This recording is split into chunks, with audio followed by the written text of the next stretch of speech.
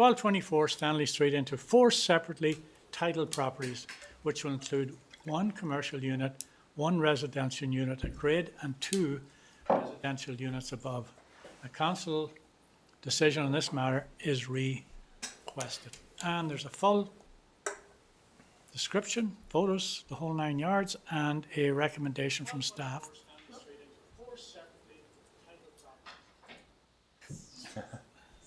Technical difficulties. And if we have, somebody wishes to pass the resolution, or get it on the floor? Yeah. Councillor Lachtenberg, second by Councillor Woodward. Okay, Sebastian, you want to give us a little bit of... Sure, I can give a quick update or quick summary of the report. So as you probably all know, we're talking about the former Burrells. And Rio's video. Don't forget Rio's videos. right. Essentially, council rezoned that property a few years ago to allow for a bit more density to, make this type of neighborhood commercial use more viable. And surprisingly enough, the property owner was able to salvage the building and add a bit more density to it. So obviously added some gross floor area. Was able to maintain the commercial space and build 3 separate residential units. So at this point in time, the property owner would like to explore the opportunity to stratify this property in order to sell the units separately. So there'd be 4 units for sale, 1 commercial and 3 residential. And under the Strata Property Act, because it's an existing building, council is required to give consent to this application. So that's kind of the summary, and this is why it's being presented to you today, and I'm happy to entertain any questions. Councillor Morrison. Yeah, so thank you through the mayor to staff. Questions I have are, one is about, our favorite topic in Nelson, and that is parking. Now this is going to become 4 units, and where are they parking, and what is the requirement for each one of these units? And as I look at the nice drawings, what I don't see is now if they're going to be separate, I don't see where fire egress is. Now, does that have to be something now that comes out of each unit? I see that there is the picture of the fire time to get them out and what they've done internally.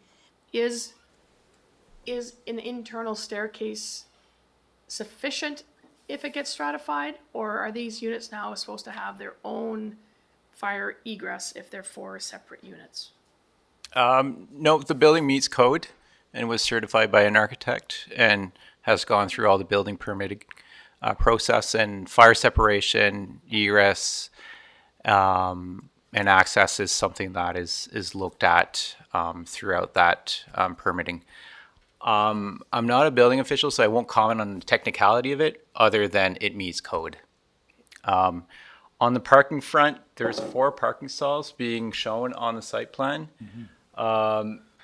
When we amended this property via the rezoning, we required 1 parking stall per dwelling unit and no parking for the commercial. So there is enough parking to meet zoning.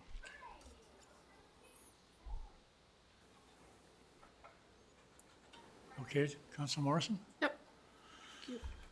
Any further questions? Okay, so the resolution, and when they have to go one at a time, is that pursuant to section 242 of the Strata Property Act, previously occupied building located at 13 and 1400 block 14 plan NEP 349 district lot 150 Kootenay district PID 013 353 250 lots into strata lots be approved subject to the following conditions. Lot 13 and 14 are consolidated into a single lot. All in favor? Carried. Thanks very much. That the authority to exercise the power and performance and duties required under Section 242 of the Strata Property Act to allow the stratification of the existing building lot 13 and 14, Plan NEP 349, District Lot 150, Kootenai District Plan PID 013353250 be delegated to the city approving officer. All in favor? Carried. Thanks very much. Thank you. Onward and upward. I didn't, yeah, Pardon me? we were in a secondary. I thought we were moving the two. You want to move them separately? Okay, Councillor Woodward and Councillor Renwick. All in favor? That's for number 2. Okay. That store used to close at 9:09 every night. 9:09. And I was always of the belief that that was 9:09 Stanley, but obviously it's not. Why would they choose 9:09? Something special. For that last, Hey? the last penny candy of the day. Yeah, I know. Okay. The next item is the Regional District of Central Kootenai has requested that City Council provide consent to adoption of the RDCK bylaw number 2865, which amends the RDCK Nelson District Community Facilities Recreation and Leisure Service Established Bylaw 1623. Bylaw 1623 is established bylaw for the RDCK Recreation Service 226. Now, this is a fairly extensive bit of information here, and there is a recommendation, of course. And we need a mover and a seconder, if you like what you're seeing in front of you. Moved by Councillor Page, second by Councillor Lockenberg. Any questions or comments? I was wondering if the city manager had any comment on this? Well, I think it's an improvement of the existing bylaw. It brings it up to date. You know, as we said in the report, I don't think it deals with the sustainability of the service. That, you know, that still needs to be resolved. You know, as we disclosed, the increase in the funding to this service is now probably our largest funded service as city residents. We still pay the lion's share of the cost, over 70% of the cost when we factor in the Plus 185 grand a year. yeah, when we factor in the other 185,000, you know, Area E contributes 10% to the cost. You know, obviously Area H residents use this facility, as do I'm sure some in Area G, and if we're going to you know, even sustain what we have today, we need more people to contribute. And whether that's, if it's not through taxation, which this sort of locks down, or meet future needs of recreation, those things still need to happen. But as far as, I guess, this base service, you know, I think the other piece is, I'm not sure what the expectations of, you know, funding, you know, the infrastructure of even these facilities. Again, I think, you know, we're struggling with the current taxation to fund additional down the road. It's increased by 4 or 5% a year from when that NDCC was built. That's substantial. You know, no other service we have we had those type of increases, and I don't, you know, it's getting tough to keep funding with the existing partners. But Thank you. like I said, I think it's an improvement, what the bylaw is, so I think it makes sense to improve it. I just think there's more work to be done. The consultant's report identified some of the pitfalls as well. But when you look, well, like, we've had 4 years, we planned to fix this, and here we are 4 years later, and it's just as broken as ever. It's disappointing that the spread of taxation, I think the folks in the regional district that are now currently paying for this facility probably didn't foresee that they would be on the hook to the same extent that they are right now, particularly in a defined area where the cutoff is at Redfish Creek, I believe. So everybody in Harrop Balfour, et cetera, are not contributing. That's just one example. But I didn't get a chance to do this, and I apologize, I should have. But we brag a lot about the amount of construction that's happened in the city of Nelson in the last 4 years or so, or 5 or 10, or whatever number you want to call it. But there's been a similar amount of growth that's happened in the regional district. So you have a larger number of people now using this facility from areas that are not contributing to it. And I personally would find it hard to agree to what's on this page here, or what's being recommended, unless we go back and start having those conversations. And as far as the facility goes, we're not leveraging that facility at all. We basically have ice time, and we leave it at that. There's no promotion of the facility. There's no conversation with the minor sports groups to develop tournament capacity, and at the very least, have an economic generator for the community. None of that's happening. It's a stagnant community that depends on, if 300 kids sign up for minor hockey, we'll need this much ice. If they don't, we'll need that much. Nobody has promoted that facility. I mean, this is a premier community to bring tournaments, whether it's soccer, badminton, climbing wall, rink, gymnastics, you name it. None of that's happening. And I think what needs to happen is the Recs Commission needs to be restructured so there's people sitting on that board that are bringing input in from those organizations that can deliver and develop those tournament opportunities. And at the very least, the community would generate more revenue, but at the worst case scenario would be the hotels in Nelson would be full. And we had that presentation from Youth Soccer talking about the value of indoor facilities and tournaments and everything else for a community. That facility is basically sitting there, it's almost like a church.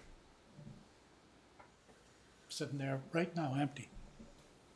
And we have 2 perfectly good ice surfaces that most communities don't have in this region, and we should be developing that capacity to run tournaments in that facility.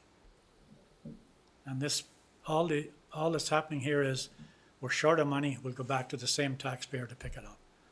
And the numbers are very, very clear, where you have, 23% of Area F contribute, and 10% of Area E. And the city of Nelson contributes taxation in the rate $850,000 plus $184,000 a year on top of that. Now, we've been 4 years trying to fix this. And we're heading into another term with a new council, and it's exactly as it was when we started, other than it's costing us more money. So I just want to clarify the numbers, so I don't want people out there to think only 10% of Area E contributes.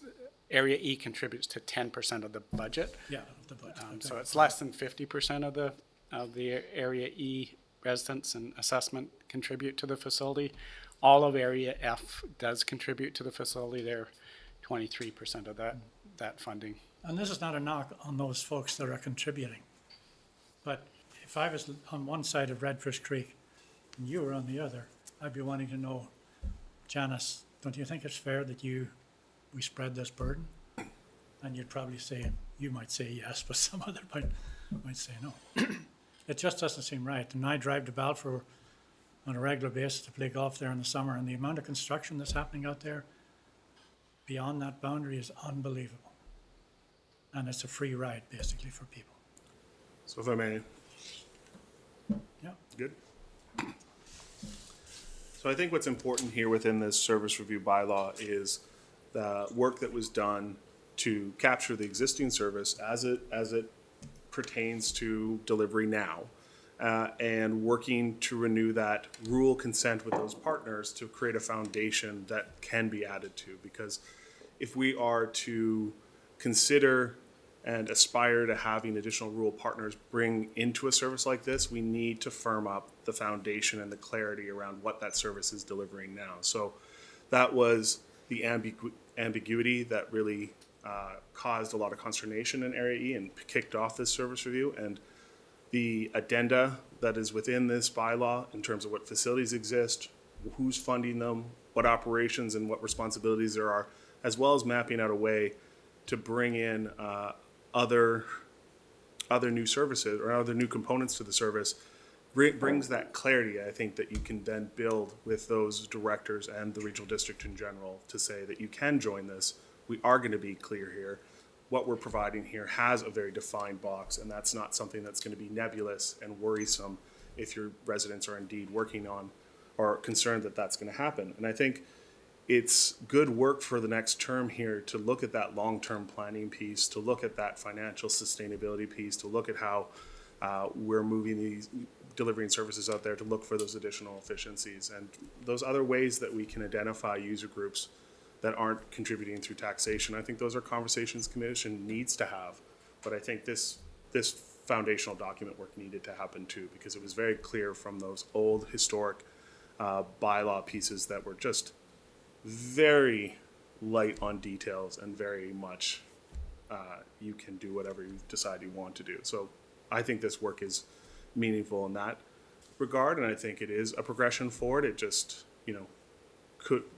hopefully we will make more progress on top of this foundation. But I don't think it's one or the other. I think we're building towards something. Again, that's all I would say. We've done this. Okay. We did it 12 years ago, we did it 8 years ago, we did it this term. And meanwhile, back at the ranch, the realities are that we're paying through the nose for a facility that, in my opinion, for what it's worth, is not being leveraged properly. Yeah, and I think you touched on it, Mr. Mayor, that this isn't just the last 4 years. It actually goes back to when this agreement was originally Exactly. made. So that's a number of years where you sat for a number of them at the RDCK table and weren't able to get this proportion of E moved back in.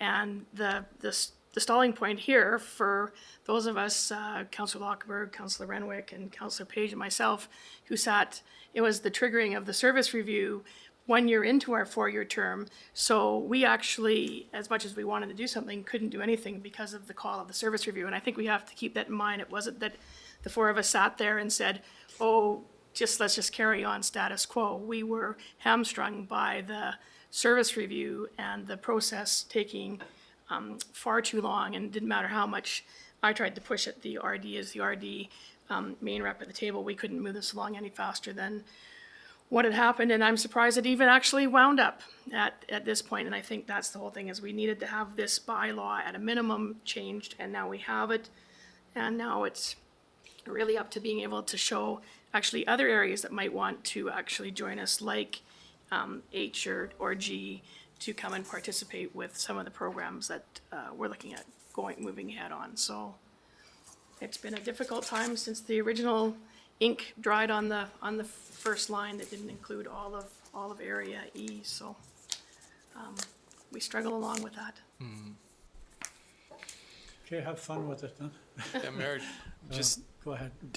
to respond to your comment about the tournaments and the opportunities that are not being leveraged at that facility, I think in the next 4 years, not just in rec, but across the board, we need to take an approach that really enables entrepreneurs, social entrepreneurs, entrepreneurs in the sports community, entrepreneurs in the business community, to take the lead more and to see their government as a willing partner to enable their initiatives and to support them. Because I think over and over again, what we saw is that the energy and the new development, it can either be harnessed and supported to creating a positive feedback loop of change, or it can be suppressed, not intentionally, just by kind of running up against unclear processes or unclear responsibilities, and it kind of dies and goes away. And if we're going to become a tournament city like Kamloops, it will take entrepreneurs. It won't come out of the Rec Commission. It'll come out of maybe people in the chamber or maybe the Martin family sees an opportunity to help be a part of that. But I do think that a message has to go out to the entrepreneurs of the community that, if you want to see change, you need to take the lead, and we'll do everything we can to support you, including providing good planning and good visioning. But but ultimately the energy comes from the entrepreneurs. Thank you. Good point. Okay, so the recommendation is that the City of Nelson consents to adoption of the Nelson District Facilities Recreation and Leisure Service Established Amendment Bylaw number 2865 by Regional District of Central Kootenay. All in favor? Thank you. Can I just, maybe we can get the consultants to update this report a little bit, because when they identify certain facilities funded by the RDCK, I don't think people recognize the city is the major contributor to those, because they have the City of Nelson, then they have RDCK, and you look at it and you go, oh, there seems to be some balance there. But when it's RDCK, it means it's the city, defined area E and F. Or in parks, there's some other partners, right? But Right. it should identify that, it's not It's not all the RDCK, so like a footnote to Right. say that, just define what RDCK is in the terms Yeah. and schedules. yeah. Thank you for the discussion too. Pardon? Thank you for the discussion. Yeah, you're welcome. All right. Let me get the agenda back up here. My rambling caused the computer to go to sleep there. The next item on the agenda is the 5-year financial plan. It was adopted by Council on May the 9th, 2022. Since adoption, the final terms and conditions of the pre-treatment organics diversion program was finalized and additional grants were secured. These changes were reported and subsequently authorized by Council and now need to reflect through an amendment to the five-year financial plan. Council is now requested to pass the first of 3 readings of the 5-year financial plan amendment bylaw number 3558/2022. And there's 1 and 2, Sarah, separate. And if somebody wishes to move, Councillor Renwick and Councillor Woodward. And the first one is that the 5-year financial plan 2022 and 2026 amendment bylaw number 3558/2022 be read a first and second time by title only. Can I, maybe Chris just wants to give a quick update of Yeah, Chris? what that actually means to the public? Yeah, sure. So, back in December of 2021, as part of our budget discussions, we had a presentation on the Environmental Health Services Plan, which includes, our regular garbage, recycling, and what would be like an organics diversion program. And that program included, the potential for some pre-treatment devices, some potential grant funding, as well as, what annual fees and tag fees would be required to make this a self-sufficient program. So since that time, an RFP's gone out to try and find a successful proponent of the pre-treatment devices, and some negotiations have gone on. Some grant applications were made. Staff worked really hard on trying to obtain grants and come to good terms with what eventually became the successful proponent, Food Cycler Sciences. And so those have now been finalized, and the team was successful in obtaining several grants from different sources to help not only with the capital portion, but also some of the rollout of the plan. So we'll see some more grant revenues next year as well to kind of help that plan roll out. So this amendment incorporates those elements into it. So the cost of the food cycler units, as well as the grant funding we received, and a transfer from our recycling reserve, which is what we had funded ahead of time to help us acquire these units, and make this a self-sufficient program going forward. So we'll see some more in 2023 as we'll be going through those budget discussions before the end of the year for that segment, and kind of look at what that's going to look like going forward. I know later this afternoon we have Carmen's group coming to present, and they may have a bit of information on that plan as well. I know it's still early days. They're working out some details and thoughts of creating, sort of a not a focus group, but I don't know what the correct term is, but advisory group to sort of help with some of those issues and things as well. So, still kind of early days on that program, but this amendment will kind of get us to that place to kind of reflect the good work that the team has done so far. Thanks, Chris. Any questions of Chris? Okay, all right, any questions, period, on this? All in favor?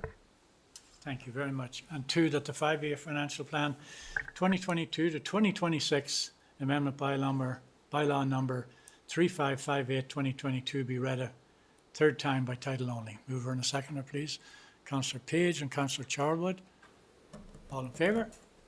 Carried. Thank you.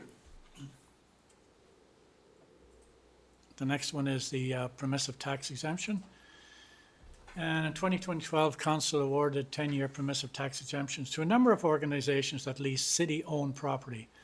As the 10-year permissive tax exemptions are now expiring, staff are recommending that the organizations in this group have their permissive tax exemption extended for 2 years until 2024, which will give Council time to review the permissive tax exemption. And there's, of course, information attached to this, and there's a recommendation at the end if somebody wishes to move it. I think that's a reasonable suggestion that's being put forward here to give the new council a chance. Councillor Lochtenberg and Councillor Renwick, all in favour? Carried. Thanks very much.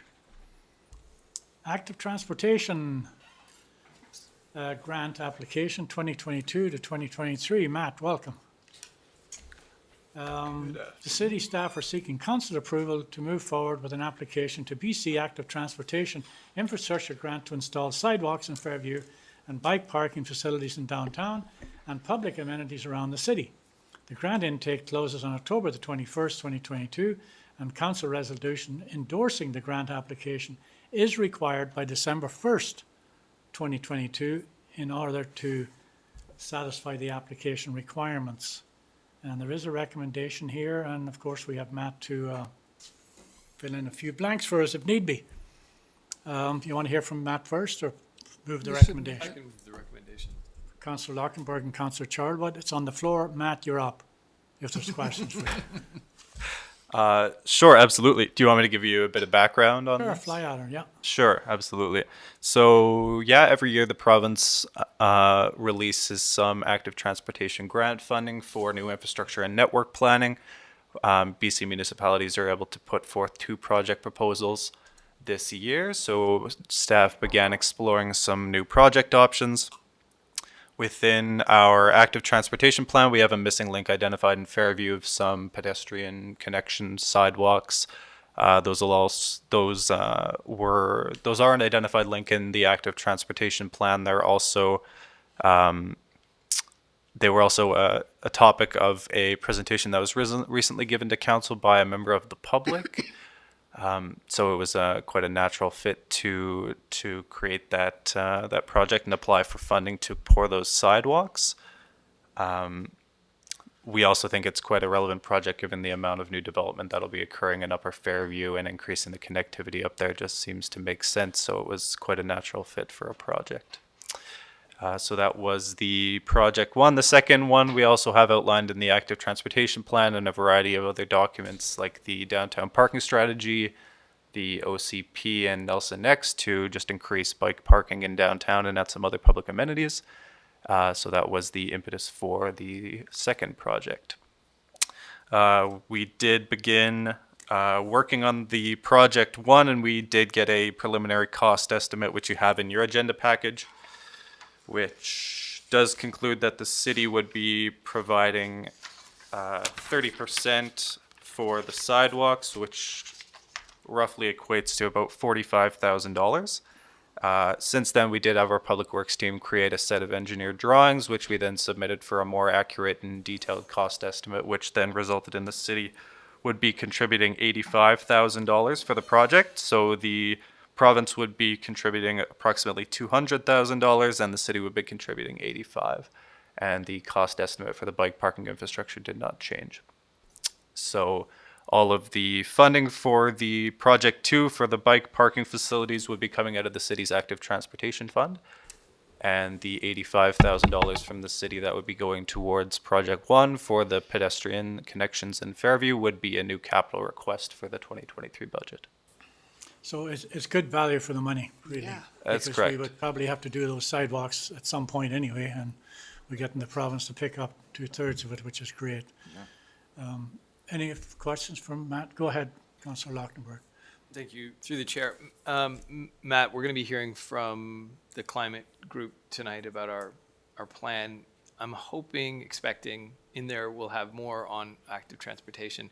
I just want to understand that this application is the first of many to come, or just to get that clear, that we expect to see more applications as they arise federally through FCM or what have you. Certainly. Yeah, absolutely. And as we work closely more and more with the climate and energy team, we're beginning to work a bit more collaboratively on identifying those grant funding opportunities. And we're very committed to working diligently at creating grant applications for any funding that does come available. We have all of these plans in effect now that are outlining the projects that we should be prioritizing and that the community has commented on. So this is definitely the first of many to come. And I think we already have a much larger one already that we've applied for. Sebastian or Matt, I can't remember what the value of that one was. For the federal grant funding, Yeah. that's correct. From the Yeah, so that one's already been submitted already. I think the key thing for us to be able to be successful with these is we need uptake on actually using these active transportation routes. The more they're used, the more we can show that success and track those, some of those successes. So definitely work with those community groups and community on if we want to advance our active transportation, get out there and use these assets. Councillor Page and then Councillor Wood were thinking. Question for you. Councillor Renwick? I was up. I'm sorry. That's all right. I Thank you. didn't see you, sorry. Matt, I'm just going to go into some details here. With the bike park locations, I'm just curious as to why you'd put one right at the end of the in Lakeside Park at the concession where they put their picnic tables out, and why you'd put one halfway along the pathway across the soccer field where you've got potential for kids or for anybody to ride their bike across the soccer field now instead of putting it on the roadway or at the entrance or something. That's just, I'm just curious, that's all. Definitely. Yeah, absolutely. And the siting isn't confirmed on any of these bike racks. This is all pretty preliminary at this point, and the grant application isn't doesn't look specifically at the siting necessarily, but for the justification for the location and by the soccer fields, we did have a discussion with our park staff that did notice that a lot of the people using those soccer fields are cycling there, and that is a multi-use path that's identified in our OCP. So technically you are allowed to cycle, walk, what have you along that path. So and people do definitely during the summer. And staff also did recently implement a couple of other bike racks in similar areas along that path further down along the beach and near the ball diamonds as well. So it's just a natural fit to add one more where the demand is the highest along that path. The other, we're, that parking lot is extremely busy and there's cars backing out all the time, etc. So I think we would be well served to try to keep more bicyclers, walkers, etc. out of that parking lot. It's super congested and lots of going on. Even just kids running back and forth between cars and mixing bikes in the middle of that. It's probably not a great planning to do that. So I'm not sure. The one by the concession.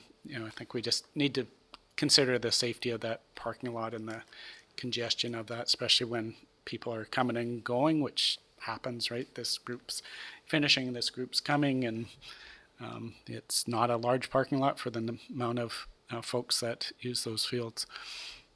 John, can I respond to that one? Okay, go just ahead. a quick. So Kevin, on that, what I would do, what I heard from people is just pay attention to where the bikes are being dropped now, because it doesn't matter where the bike Should be. should be. It's where they That's are. where they're going to drop their bikes. I agree with Councillor Renwick 100%. Yeah. That kids coming to, I've been going to those soccer fields for 20 years. Kids that come there go through that parking lot to come to the concession area, the playground area, and they dump their bikes on the side of the road. They don't go along the pathway and tie up. And coming into the park, our main entrance is at the concession. It's not where the, I think the bike parking's an excellent idea. Should there be two more where people actually go? There should. And the first two probably should have been where Councillor Renwick suggested, and that is by the concession and by the concession at the main entrance and the concession at the soccer field. Because that's where people are, that's where kids come with their bikes. That's where they go. And whether we back in or out is irrelevant. People back in and out off Baker Street, and we don't suggest bikes should take Victoria.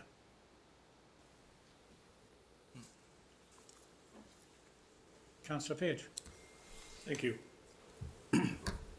I was kind of wondering, as we look to measure our success or not in this programming, what we're doing in terms of a more formalized traffic monitoring program. Like, how are we going to keep track of those numbers?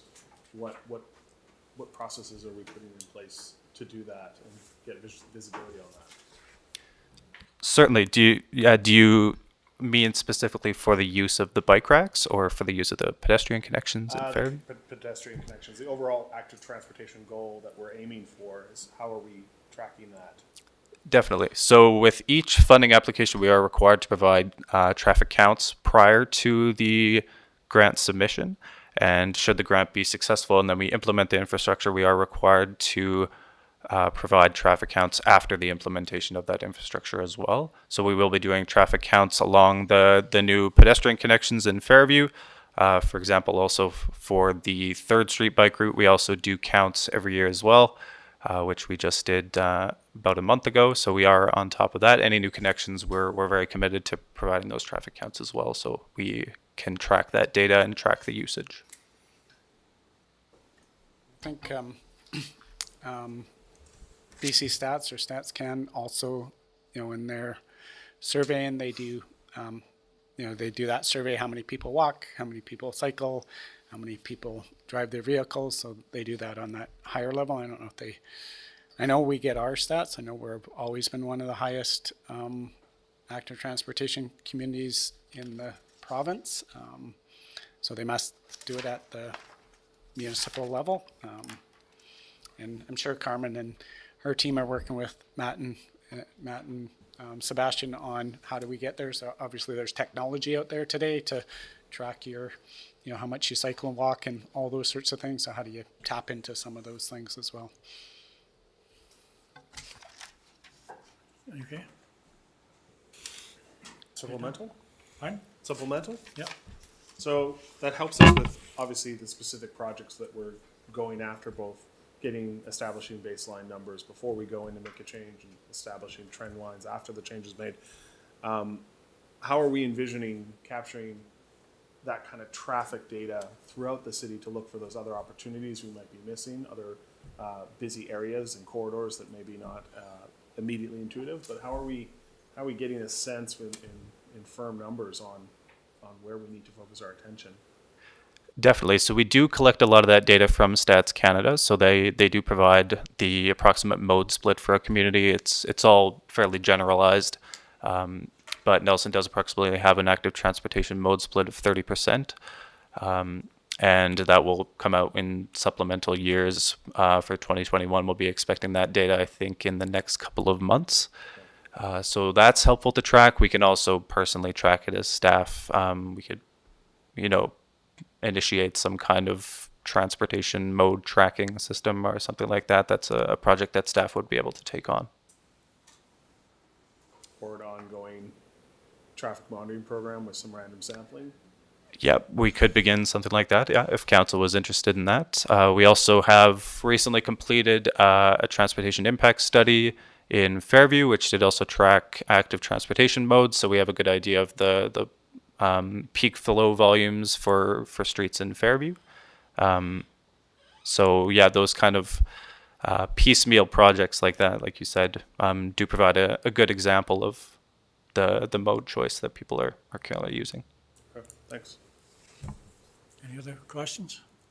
Matt, I had a couple actually, if you don't mind. The bike parking in the downtown, how do we get people to actually use the bike parking.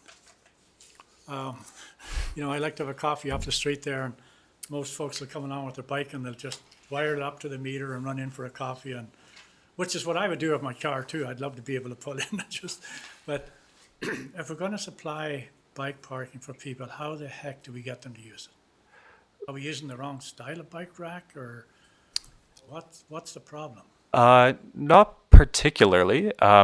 Just anecdotally, walking around downtown, I do personally see a lot of the standard bike stands are full, but I do also see the odd bike attached to a parking meter once in a while as well. And I think it's just making it as convenient as possible, and increasing awareness and education as much as possible. We did do a bit more outreach and awareness for the bike locker in the parkade over the past couple of months, and throughout the summer it was actually quite full. We were seeing the highest capacity that we've seen there since it was built, and that's what we've tried to take into account for any new infrastructure that we'll order, is just making it as convenient as possible for people, making it barrier free and making sure that it's on those major corridors that we're seeing people use, and it's serving those peak amenities that people want to get to. So for example, on the Stanley Street one, Stanley and I believe it was Stanley and Ward, it's a great opportunity to add some bike parking with the implementation of the new transit exchange. So that'll increase people's multimodal transportation when they're using the bus.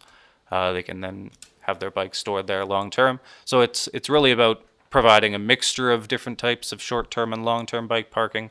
People who are going to work can park their bike in a covered area in the winter if they want, or it's protected from rain, but they can also have it at a short-term stand if they're running to grab a coffee or something too. So Yeah, we kind of always sort of put the bike thing into the European model, which is difficult for us to get to. But if we're using their model, if you're in Paris as an example, you'll see these bike racks as long as this building with Correct, like 1,000 yeah. bikes at them. And that's where people put their bikes. They don't put them like up against Johnny's shoe store. They put them in the place where the bikes are supposed to be. So I don't know if we'll ever get to that or not. But the other thing, Matt, is I got a big red mark on my backside. And I'm not going to show it to you, but I'm going to tell you why I got it or how I got it. I got it when I was canvassing along 3rd Street. And I basically got booted out of most yards because of that bike corridor there. It's not, first of all, people are telling me that live there that it's not that well used. And the second thing that came up regularly was that the stop signs need to be changed.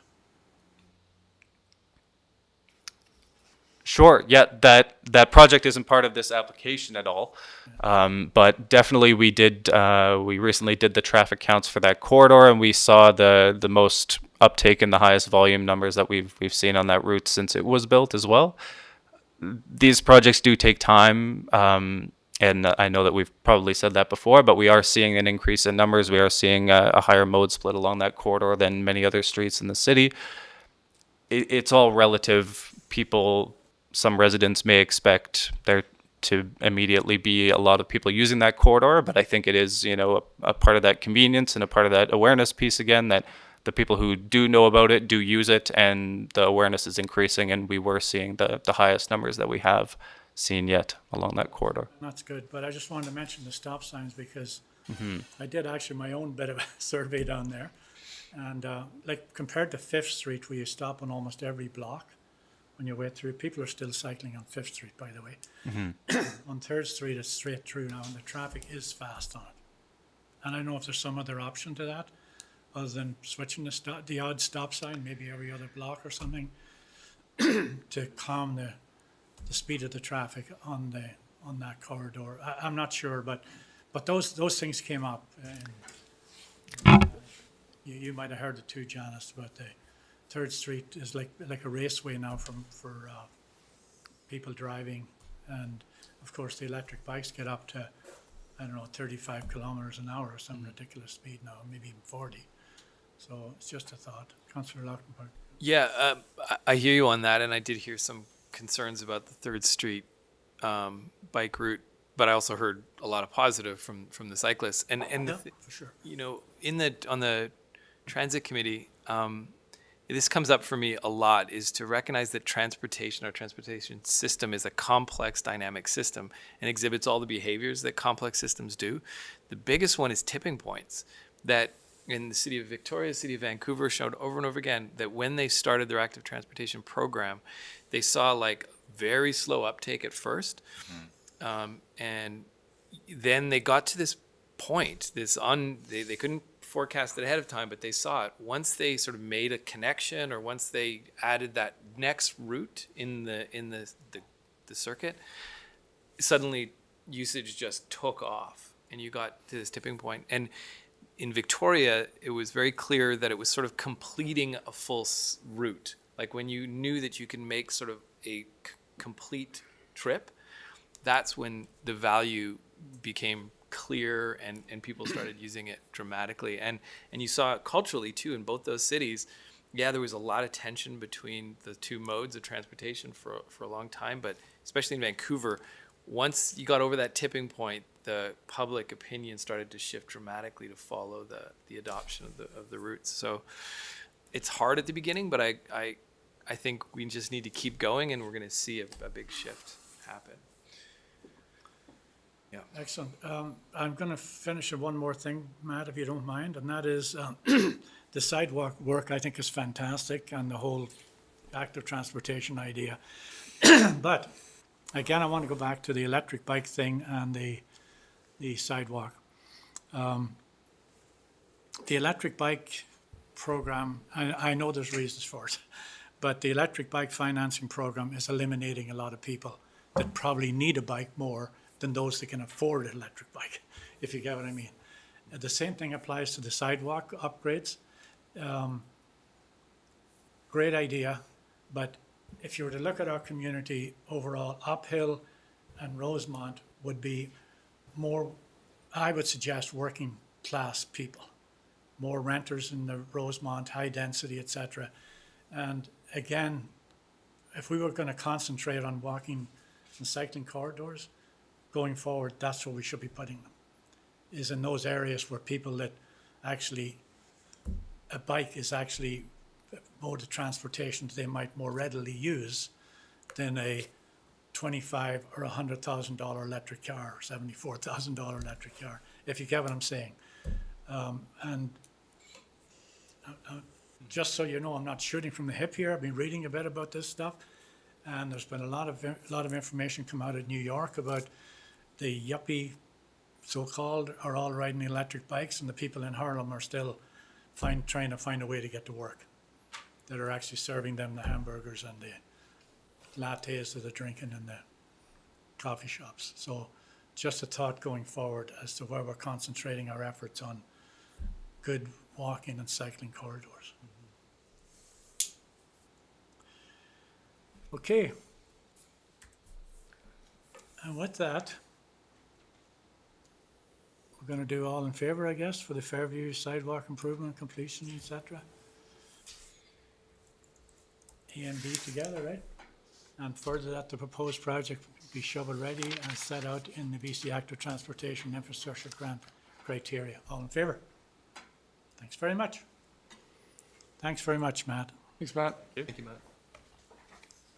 And Ginger, give us an update on this before. Are you here to talk to us again, Ginger, if you need it? If you're needed?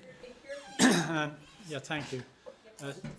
Staff are presenting two policies that provide transparent and clear guidelines to standardizing the city's communication to the public. Council is now requested to approve the city's communication policy 1390000015 and the employee email signature block policy of 13900020. Moved by Councillor Woodward. Are we by moving Councillor one Pruitt. at a time or as a block? One part, the two separate policies. Okay, Yeah. I'll move one. so we'll move one. Number one, that council approve the City of Nelson Communication Policy Number 1390000015. Was there a seconder for that? Councillor Renwick, all in favour? Hold on. Oh, sorry, unless you have a question for Ginger. I do. Okay. So we received an overview update of this at the Committee of the Whole, and I have a few issues I'd like to kind of game out here.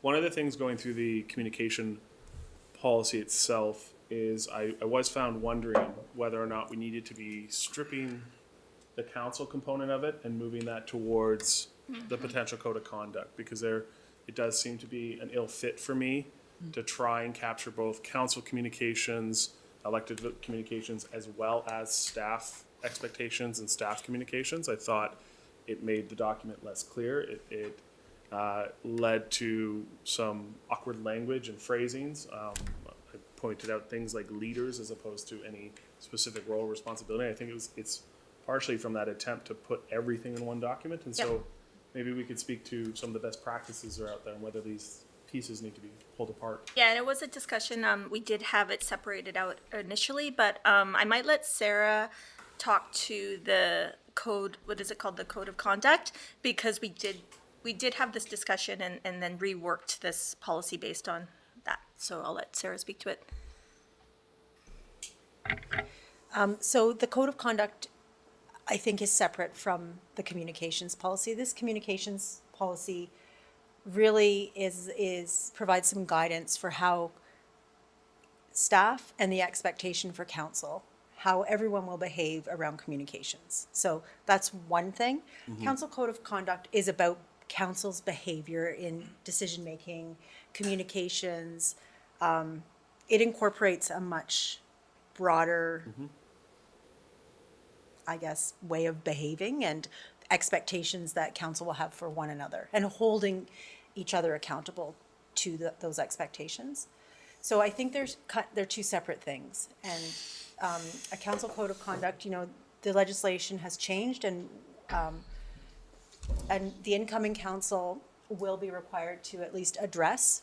And in an ideal world, we're aiming for building one that everyone contributes to. Everyone on that new council will contribute to.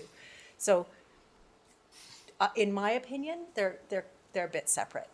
And there's no reason why in the future, if you want to include some communications aspect in that code of conduct, it could certainly be included.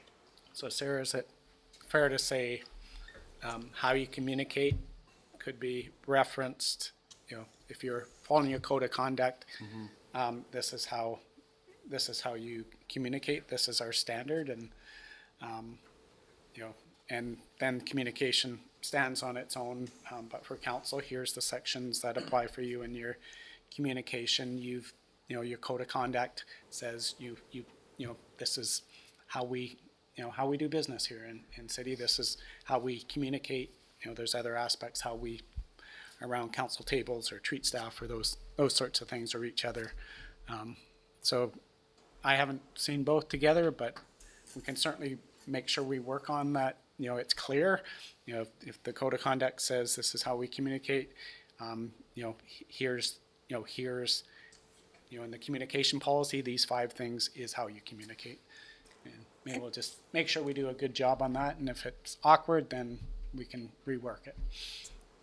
Well, and I think to that point, with that lens that there'll be a linkage coming back, my preference would be to refer this back and take some of that language in the existing communication policy and make it less directive in terms, or make it clearer in terms of just overall expectations, understanding that the code of conduct will reference back for the council piece. Because there's a lot of language in here that it's talking about different kinds of people and how they're going to be affected or not affected, and sometimes they're listed and sometimes they're not, and so you end up with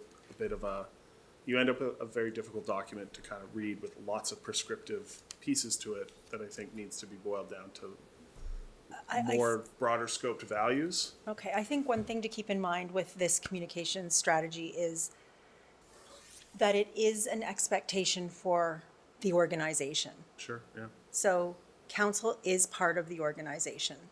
And we all need to keep these kind of rules or this guidance in mind when we're communicating. And I think that's sort of the conclusion that Ginger and I came to when Ginger was And the putting this prescriptive part is more in the administrative procedures, which is a separate document entirely, but, it does provide guidance for our staff, which there is none at the moment. I mean, we do a lot of this work, but this helps formalize and gives them a little bit of Like, it just helps them in the work that they're doing. So, I mean, we could be less prescriptive, but then we would be right back where we started, I think.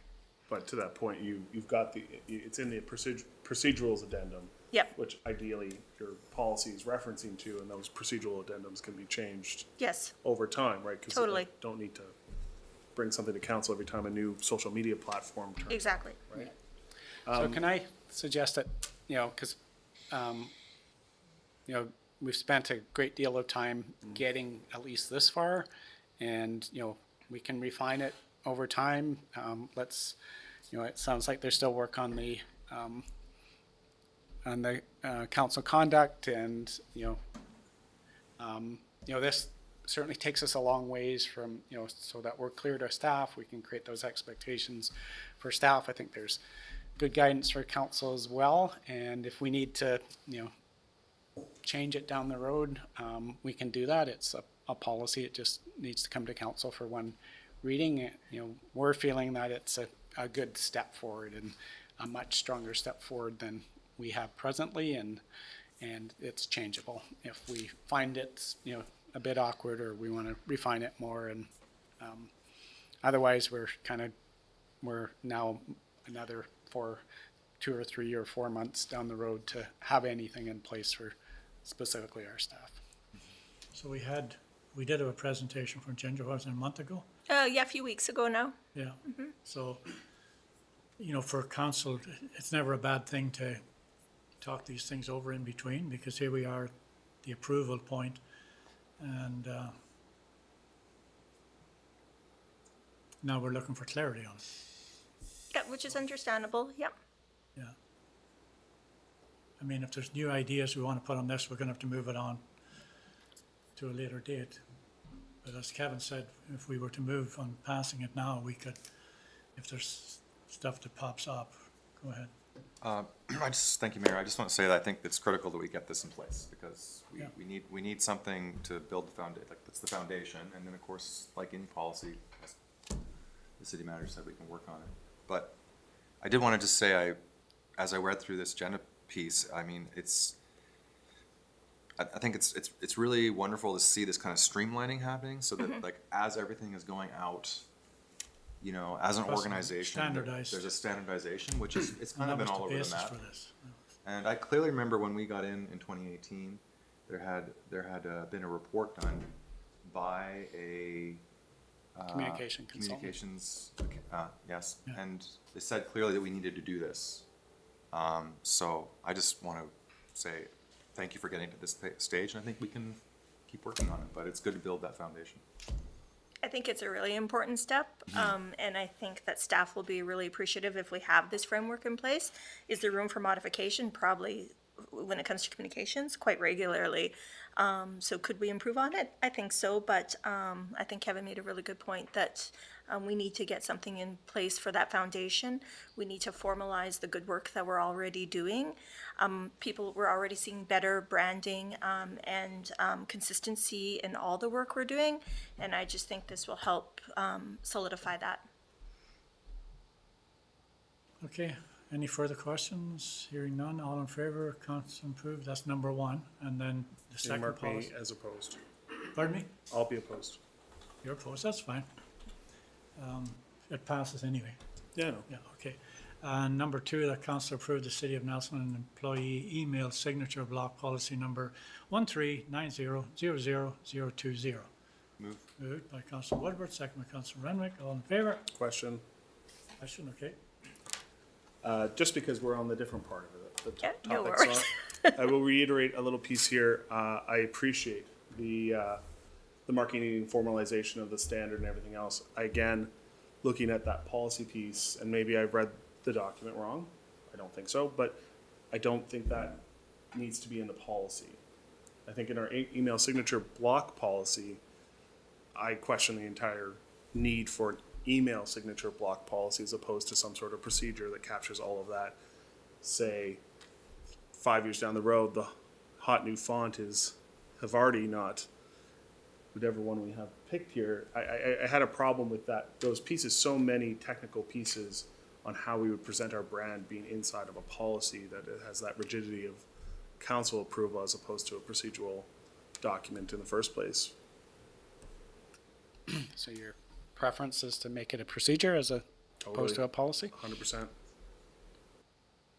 Ginger, I don't see Yeah, I any mean, as reason long why. as long as staff have think to that's a follow good- it, I'm totally fine with That's a that. good point.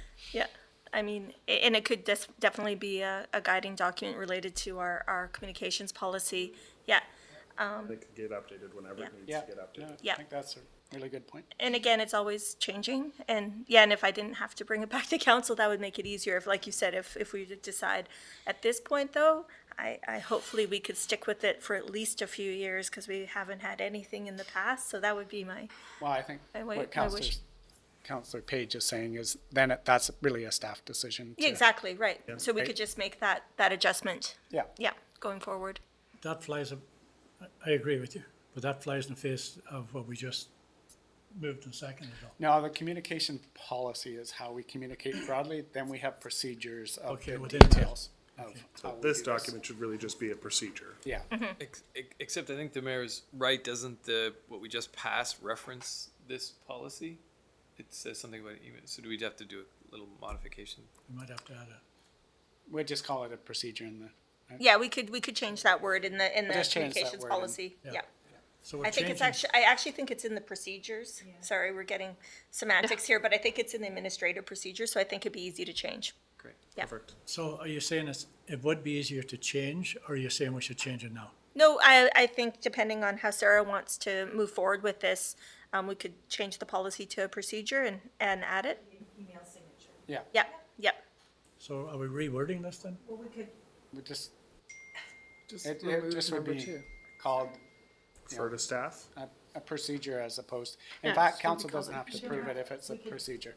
Yep. you can, yeah, you can. You don't have to do two.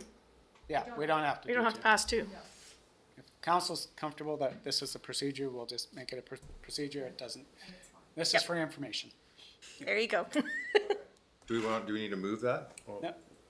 We already did, so we have to wrap up the vote, don't we? Yeah, or withdraw, so we can withdraw that. Or you can You vote on withdraw. it and defeat it. Hold on, You can, I heard three things already, so let's get one or the other. we have a motion on the floor. Sorry? We have a motion. Yeah, on so you'd have to withdraw that and we would call it procedure. defeat Or bylaw. defeat it.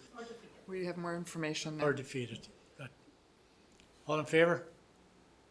Oh, Opposed? sorry, Just defeated it, we just defeated it. We're I going- never I thought am I'd be happy opposed. for I it am to be defeated, but that's great. You're opposed, okay. So we just defeated it, so now we're gonna call this a procedures bylaw. Yep.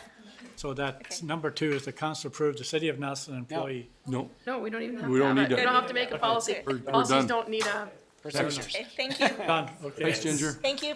No, Thanks it's very good. much, Ginger. Thank you, Ginger. Thanks. Catch. Okay. Next up is the election results. This is like getting kicked in the backside twice in a week. Motions to amend. Oh, you want to amend this? Okay. Good thing this isn't in the US, or this would be a real struggle. The machines weren't working properly. My God. Anyway, congratulations to everybody that was elected to the new council, including our mayor, Councillor Morrison. And the full list is here of the winners and the losers. This is one long job interview, I'll tell you. And, okay, anything you want to I'll move. move? Move receipt, seconded by Councillor Charlwood. All in favour? Carried. Next is the 1007 Gordon Notice on Title. And the property owner at 1007 Gordon Street has constructed, is that Gordon Road or Gordon Street? It's a good question.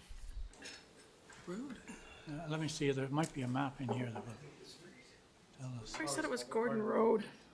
I'm pretty sure it's Gordon Road, because Street. Street Hey. on the map? is it? Anyway, I went and looked at this, Street. Definitely street, and it is, eh? Okay, according to the maps. okay. Let's keep going. And that, on that note, then we'll continue calling it Gordon Street. I didn't realize that. Detached secondary building on a steep slope without required permits or geotechnical engineering reports. The owner has failed to demonstrate that the building is safe and that the matters have been addressed by the property owner despite numerous attempts by staff to work with the owner in that regard have not been addressed. Staff are recommending that council pass a resolution directing staff to file a notice on title for the property in accordance with section 5.7 of the community charter. And I'll tell you, if I were owned a house below this, I would want this fixed. So moved. Moved by councillor Page and second by councillor Charlwood. The first recommendation. Did you want any questions from Sebastian? Yeah, happy to answer any questions. Yeah. Hearing none?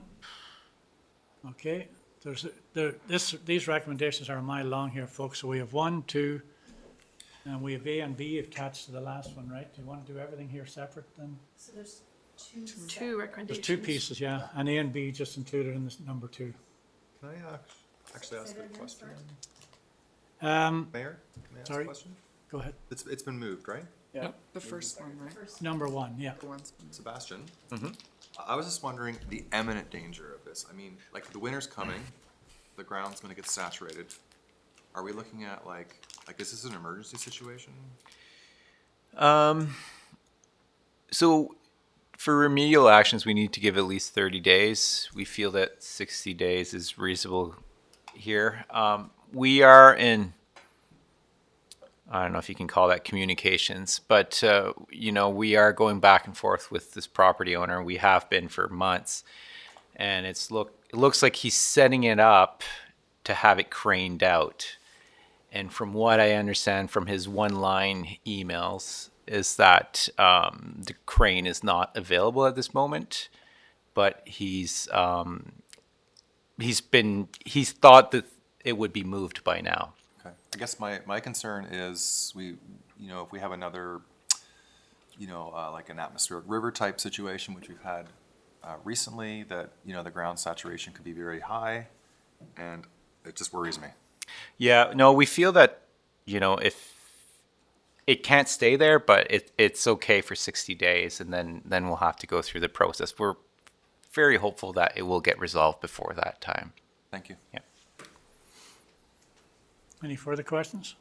Okay, so what you're passing here is that the corporation of the City of Nelson be directed to file notice on land title at the Survey Authority of British Columbia. Okay, that's what we're voting on. That's number 1. All in favour? Carried. Thanks very much. Now we're to number 2. We mover and a seconder. The council on the authority of section 73 of the community charter, after viewing photographs and property provided by staff report, declares that the accessory building structure located on the property of 1007 Gordon Street, Nelson, BC, having a legal description on and on,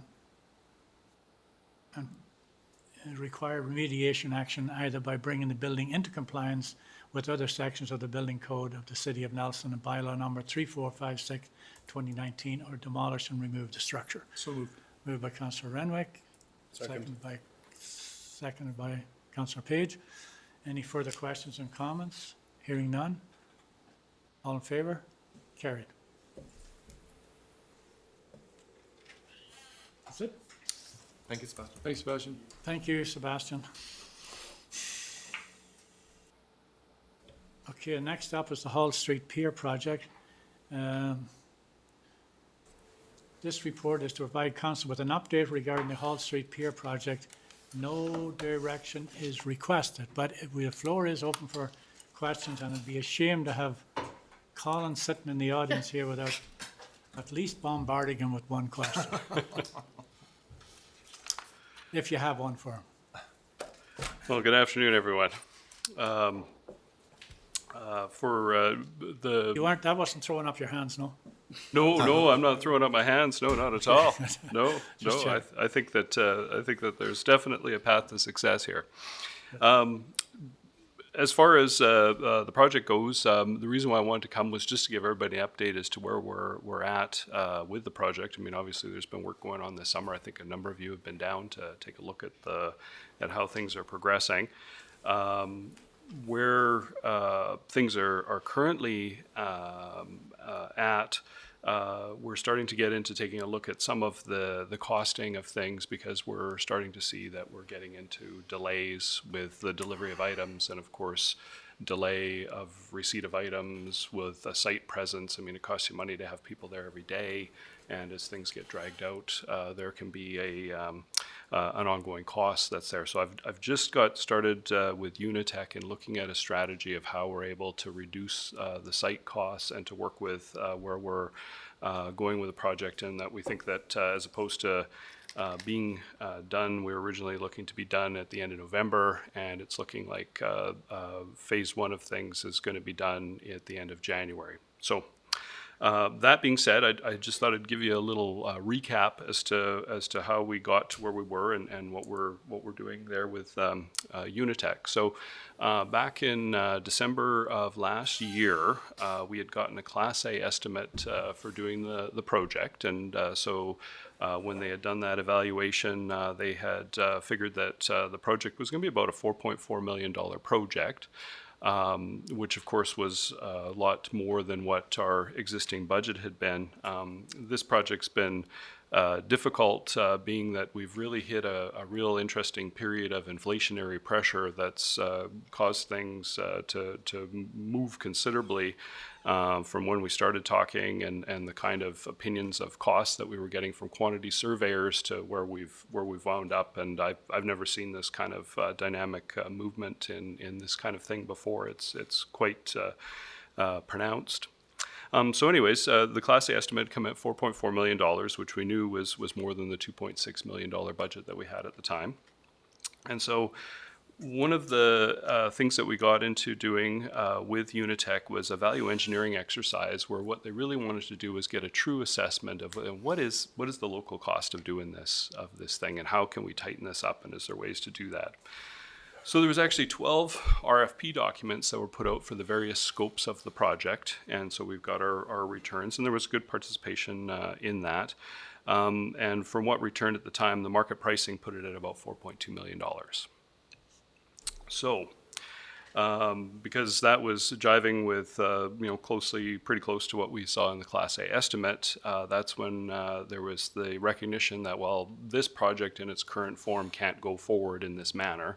So how do we go about doing something different in order to get there? And I got to give the design team credit in that they came up with the idea of shortening the pier and creating the swim area at the end in order to really bring costs down. And so with that redesign, we were able to come up with a project that was sitting at about $3.54 million and budget accordingly with that. So as we got going into the project, one of the other issues that you remember that we come and spoke to council on before was we got hit with the issue of pilings and the condition of the subsurface in the lake bed. Which has resulted in having to drive deeper piles, and then of course you get more welding that's required in order to splice the metal pieces together, as well as just some additional detail and filleting that's required, as well as when the project was designed, it was essentially skin friction that was going to support that. So they were going to advance an empty or an open-ended pile into the lake bed, and it was going to be that surface friction on that pipe that was going to provide the support. And one of the things that they found was that because of the lake bed and the kind of way it was performing from the geotechnical standpoint, was that they were actually going to had to weld an end plate onto that to form a blunt end on it. So instead of having material up and in this, it created a blunt end as well, just to give it that additional support. So when that happened, we recognized that, we've got to keep looking at ways to find a savings in this project, because of course that just drove additional cost. And so one of the things that we got going on was to look at how can we achieve a savings with the scope that we had. And so the real obvious piece of it, since we had already done a redesign of the pier and it created the swimming area, was to look at the canopy itself and to change the design of the canopy. And so that work has been ongoing. It's probably progressed to about 60-65%. We're waiting for some pricing right now on the canopy. What the redesign of the canopy is looking at doing is it's going to reduce the overall length of the canopy, so it'll be shorter. It won't stand as high. And the original design had kind of had almost, it was like two canopies that were sort of folded into one another, which had a complex geometry that was required for that. And so, of course, there's a lot more structural steel and that's required in order to do that. So the redesign streamlines the look of the canopy, and so it doesn't have quite the same look to it, but that simplifies the structural steel that's required in doing the project. So we've had progress on that. The design team feels that they've got a canopy now that, even though I guess in one sense the impetus to start designing a different canopy was like, we got to figure out a way to contain costs. Let's bring this in. But in retrospect, because the pier length has also changed and the look of it's different, having the original canopy, which was sized based on what the original pier length was, it actually kind of makes more sense to have a resized canopy to be more appropriate with the size of the pier that we have now. And so in the end, it was probably something that, even though it was pursued, largely just on purely on a cost initiative, in the end, I believe that it'll probably wind up being a better canopy design for that, because it's going to be more appropriately sized for the pier that winds up being there. We've had a lot of challenges, like I was saying off the top, in the material delivery. We've really had to struggle with the steel, the wood, glazings, and so we've had delays that range, depending on the scope of the item, a 4-week delay, so a whole month of lost schedule, up to 10 weeks on certain things. And that's presented some real challenges. Like I'd said, the more you're extending a project out, there's costs that you're incurring every day that you're on site with the project. We've also, even after going through a lot of redesign and value engineering discussions, we've been unable to reduce the lighting and control budget with the specified materials. We are going into a meeting, I believe it's tomorrow if I remember correctly, to be looking at what can we do with alternates on this, because we're just not going to be able to get what we had originally envisioned. We also had to, in order to make sure that we could get things going, we had to split. Originally the lighting, controls, and electrical were all going to be part of one contract, and that got split into two pieces, just because we wanted to be able to keep progressing on getting the electrical work done with not being held up with the controls and the fixtures. So there has been the work proceeding on the electrical, which is good, and we'll have our meeting on the looking at the lighting and controls. Part of the lighting and controls discussion too has also been based on what is this finished canopy going to look like, and what kind of lighting and that is required within that structure, and how are we able to achieve savings there and in the lighting budget. So with the schedule challenges we've been having, the original substantial completion date, which was going to be November 30th of this year, by the time we get the pier the project that we've got going on, and the Ladybird building in place, January the 31st is what we're looking at as our end date for that work. Now, there's still work that remains as far as the floating docks and the gangways, as well as the canopy. So from where we are, we've been working with a lot of different suppliers on floating docks. It's been quite challenging, to put it bluntly, I guess, on getting to floating docks. I do think now that we have the potential to succeed on this, and that we're going to get some decent pricing back. But that work is our items that wouldn't be taking place until April of next year to finish off the docks and the gangways. And then, of course, there's the canopy design that has to come in, and a budget of that has to meet our project budget. So like I said, the extension of schedule has some implications on costs. And the other thing to remember, though, is that although we have achieved, a lot of savings in this project in the redesign of things, like changing the pier into the swimming area, reducing the canopy size, although you're saving money, you're also redesigning things. And when you start redesigning things, you're paying professionals to be doing design work, as well as there's interesting little things that come up because there's been a change that's occurred, that even though you've been doing work and things were, made sense based on what it was you were doing, there's some, whether it's some additional steel that's required in a different place because the way the canopy will sit is slightly different. And so there's little costs that come into the work there. So you are making progress, but it's almost, some days it can almost feel a little bit like you've made 2 steps forward and taken 1 step back because there still are these other costs that come in there. I guess what I'm trying to say to you in some of that is that I don't know if doing any redesign work beyond what we're doing on this canopy is going to achieve anything short of us expending a lot of more fees on things without actually seeing an actual performance in the what the final product looks like. Now, we have done well. This has been an interesting project for us in that instead of doing this in a traditional tender that goes out, which is a lot of ways that the remainder of the Hall Street work that we had done was all based on a tender and and working with a contractor on the various phases of that. Within this project, we actually are doing a construction management project within what's referred to as a CCDC 5A contract.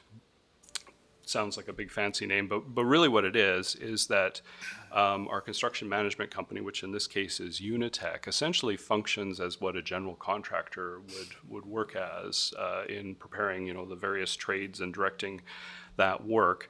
And so basically it's us working with them on delivering this project, but unlike where you're working with a contractor who of course is motivated by, well, okay, if I'm able to find savings in this project, I'm able to hang on to the rest of the savings that I have because, good on me for coming up with an innovative way of delivering something. And if I can achieve savings that helps my profit margin, fantastic. And that's the, the model works that way. Sometimes the city could wind up benefiting, sometimes the contractor can wind up benefiting. So, but in this 5A, it's a different relationship that exists between the construction management company and the city in that we're working together on this. So if savings is achieved somewhere as opposed to Unitech saying, well, fantastic, we just found a savings that, helps our profit margin out, we've done really well here. What happens when we find a savings in the project is the savings gets returned to the project. And so in the end, if you don't need the full budget, it comes back to you as opposed to, well, you said you were going to pay $3.5 million for this. I want my $3.5 million. It's whatever the project actually comes out to. And so there's a return. So we've had a bunch of challenges on this. And actually on page, it'd be the top of the 3rd page of my report, I had phoned Gabe in a panic earlier because I noticed that I had made a mistake. What it says in the report here is it says there have been approximately $500,000 of project cost challenges that have been successfully mitigated with approximately $340,000 of project savings. That isn't correct. I wound up putting the structural steel problem of $40,000 into my savings column, and it wasn't this morning until I was reviewing my report saying, why isn't this making sense to me? The structural steel costs more money. What it should say is that $540,000 of project cost challenges have been successfully mitigated with approximately $300,000 of project savings. So I apologize for the error in that. But what I would like to highlight, though, is that, with the different challenges that have arisen, we've looked for ways in which to offset doing things. We've also, within the setup of the project, there was pricing that had been received.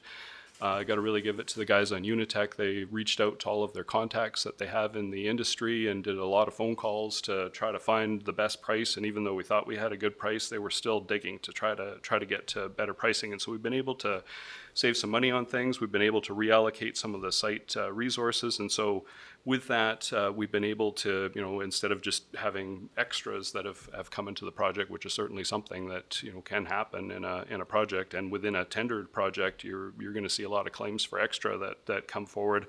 The nice thing is that even though there's been these challenges, we've been able to find these offsets and use that to help balance things. Now, in looking at everything, we're forecasting that with the existing budget that we have for 2022, that we're not going to be over the budget. I'm forecasting that about $2.96 million worth of items would be completed within 2022.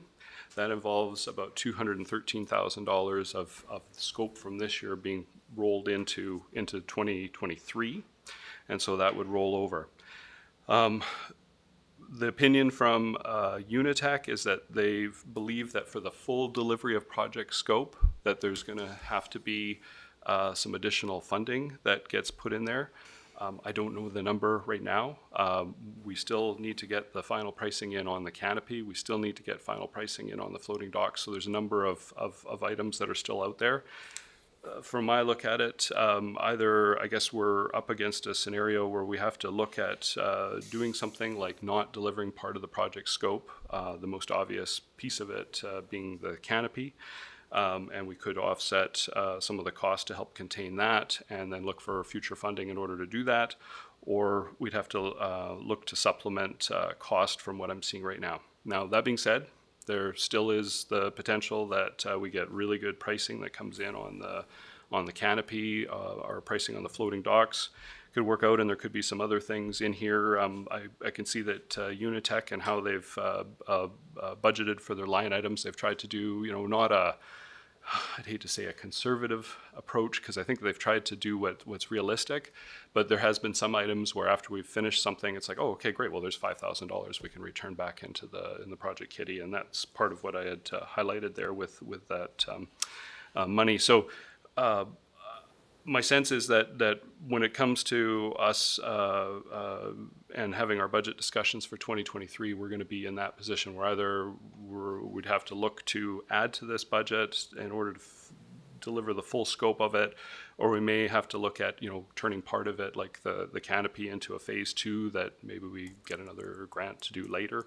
I guess at this point, with what's committed and what's out there, we could call it a stop at the floating docks and gangways and not do those here. But I think that unfortunately that would create a little bit of an odd scenario, because the way the pier is designed is to have 2 ramps coming down, so you'd have something blunted off there with a railing. That would seem a little odd because it's where there's supposed to be that. And then of course when you went out to the end of the structure, you'd see the pilings that are in the lake that are there to keep the floating docks in place, and there wouldn't be anything on them, so it would seem a little odd, but you could return the project into the public realm in a safe manner if you did it that way. I'd rather finish what we're up to, and I think that would be a much nicer end product that we'll get doing that. One thing to throw out is I think the canopy, if I'm remembering correctly, in our funding model was the one thing that we had indicated that we hoped to be able to do it, but we weren't absolutely certain that we were going to be delivering canopy. So there was some ability in there to not do canopy as part of this funding arrangement. I think if we were to look to other items, we'd have to really look at our funding agreement, because I believe everything else in there is defined as deliverable scope.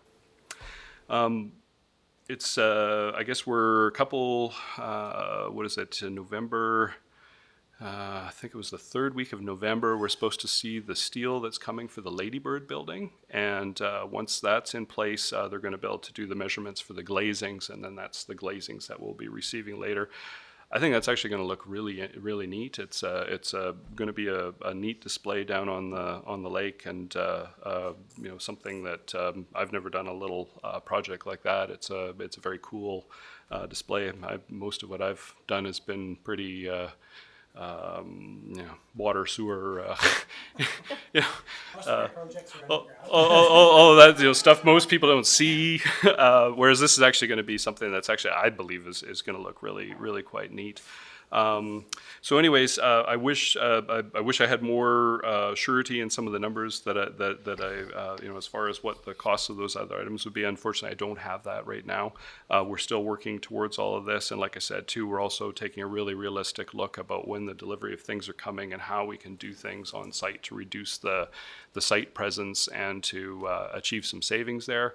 The one thing though that does scare me a little bit with as soon as you start reducing site presence, that can also lead to a whole lot of creep in a project because it's really hard to get people back onto a project once they've departed from it. So we've got to do this in a way that where, you know, if we're going to be putting things off and taking a window where we're just not going to do anything on site, that we've got ability to shut things down, but then that we're committing everybody to be back to do what we need to get finished, because, you know, I really want to get this project finished off here. So that is one of the things that, unfortunately, as you start leaving the site, that gets a little harder to get everybody rebooted here to get things up and going again. But that being said, I really think that in this volatile inflationary market that we've had, I think that the taking this 5A approach has been the right approach. Because we've had a lot more flexibility in being able to work with things to find savings. I think that if we had done this as a tendered project, we would have started at $4.4 million, and then everything would have been piling up on top of that. So I think that you know, we're kind of fortunate in that for such a volatile market from a pricing perspective, we were probably in one of the more flexible ways of going about doing this project, which allowed us to do some things. And, you know, you're working as a project team as opposed to somebody who's, you know, everything that where they can make a savings, they're looking at it as profit, or anything where they're seeing costs, they're looking at, you know, needing you to pay for it. So I think in the end, our choice of model was a good one for this. And yeah, I've had a good experience in working with the parties here to do the project. So that's basically what I wanted to cover from that, and prepared to answer any questions. Thank you. Councillor Woodward.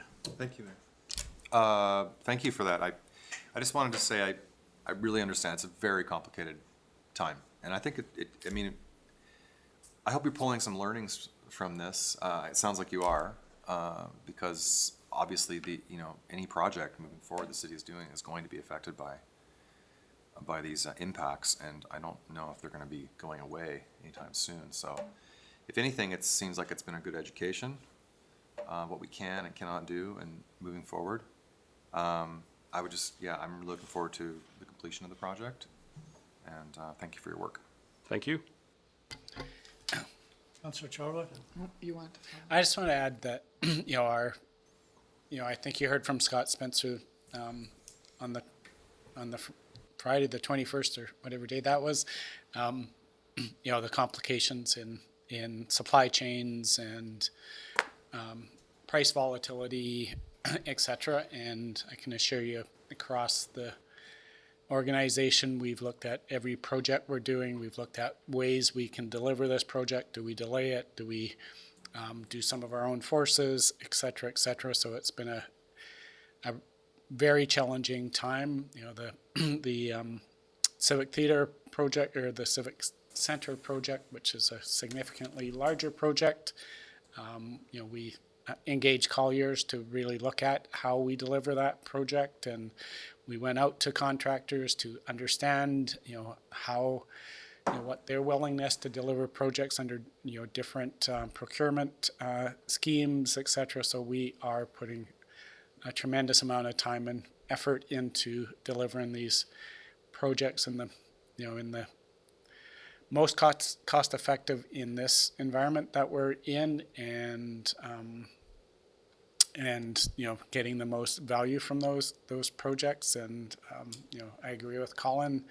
You know, we were very fortunate to have chosen this procurement method on this one, and we're looking, you know, this has come to the top as well for the Civic. It's an even more complex project. We got an old building with you know, different grant streams, different you know, just a whole bunch of challenges in that project, and trying to design and tender that would be really difficult to do. And you know, this positive experience that we've got out of this project, how do we drive those, you know, cost savings? You know, what we did early on is getting the trades, those key trades in place, and using their expertise of how we, you know, find that value. So that was really important. That will be the delivery method in the Civic when we get that project out as well. And I know, talking to Susan Rourke, our purchasing manager, she has said, you know, this, you know, whether, and you heard that, you know, just getting hydro poles has been a super challenge. So everything, we're aware of those challenges. We're looking at, long lead times for certain equipment that would be ordered early, et cetera. So, yeah, it takes a pretty sophisticated team to, pull these off in today's environment. And, we're fortunate at the City of Nelson that we have, that expertise amongst our staff. And so anyway, I just wanted to add that. Yeah, that's it, Kevin, because I just made a list of projects here that council is going to be dealing with going forward, and it's a short list but I mean, this project was started when we thought everything was good. Yep. But when we get grants, as an example, for the Civic Center project, we don't get a grant subject to inflation. We get, like, say we get $2 million, it's 2 million, it's not 2.5, and, oh, sorry, it's more inflation, now it's 3. So, you're right. I mean, having done this project and been bogged down in this inflationary supply chain situation, the sewage treatment plant's another one that's coming at us, the Baker Street rebuild. Every time you buy pipe for any kind of infrastructure now, you're facing the same thing, the cost of diesel, the cost of steel. And I just noticed, popped up on my screen there, that the Bank of Canada is potentially putting the interest rates up again tomorrow. So it's going to be really a real struggle going forward. Fortunately, with the Pier, you could chop off chunks of them, sort of eliminate them. But some things you can't chop off chunks of. So doing some good prep work ahead of time will be really important going forward. It's not going to be easy to deliver projects for the next number of years, for sure. Any questions from Colin? Go ahead. Thanks, Dr. Ennis, for the report. I just wanted to backtrack a little bit. You talked about the project cost challenges and the changing of the numbers. Does that mean the over budget number needs to change as well? That was correct, that is based on correct. the correct numbers. Yeah, Thanks. sorry, when I was I just wanted to putting double the check. numbers in my tally, I keyed in the in the wrong column, and it was this morning. I'm like, how did I save money on that? So sorry about that, but no, That's fair. the overall number is correct, but that was good to check. Thanks. Absolutely.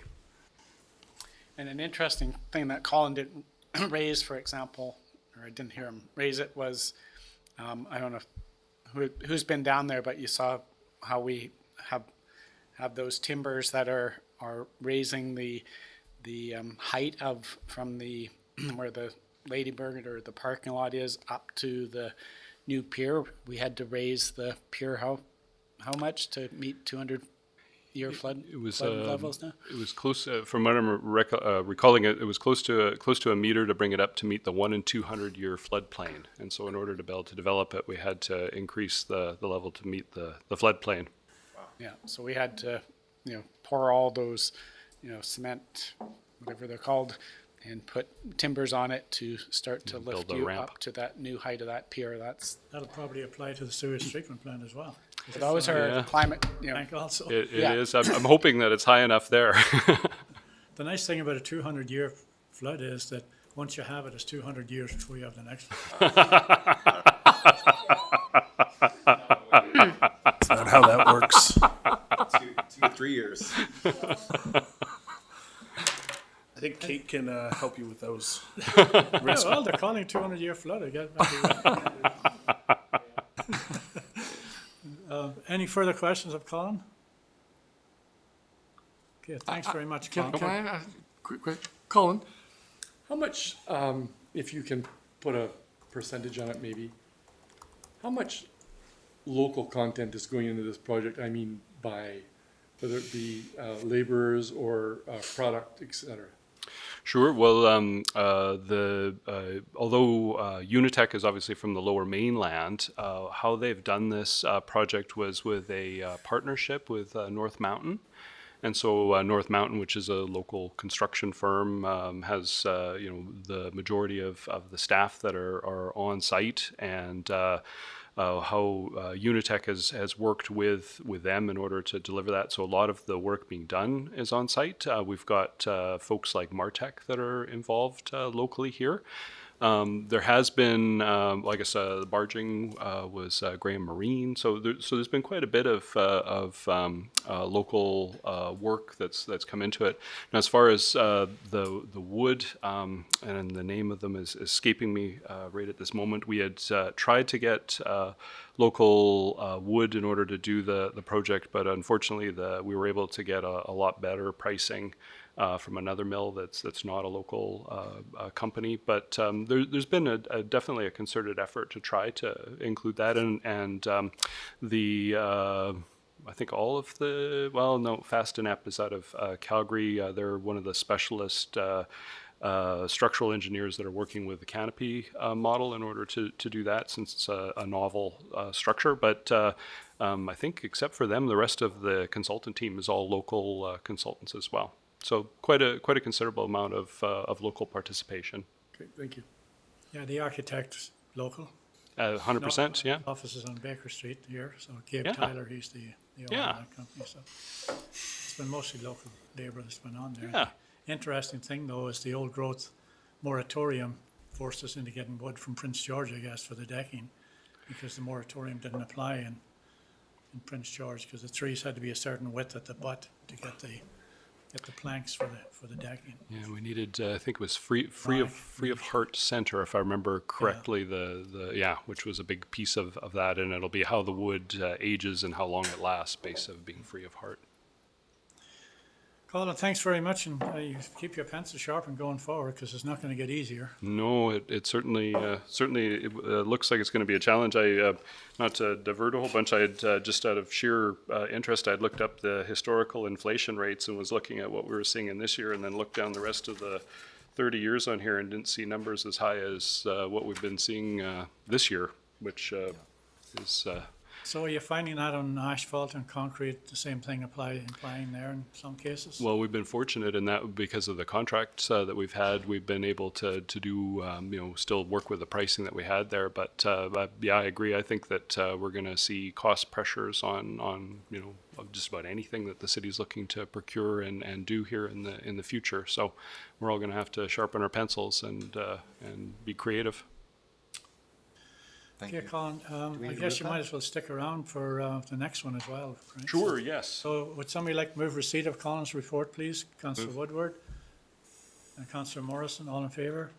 Thanks very much, Colin. It's Colin. Thank you. All right, next up is the purpose of this report is to provide council with an update regarding the Mountain Station Reservoir Dam Safety Review. No council decision is requested, however, it's definitely worth getting up to speed on this stuff, that's for sure. Yes. We'll be doing this again in a few weeks, actually. Well, yes, I guess that's true. Yeah.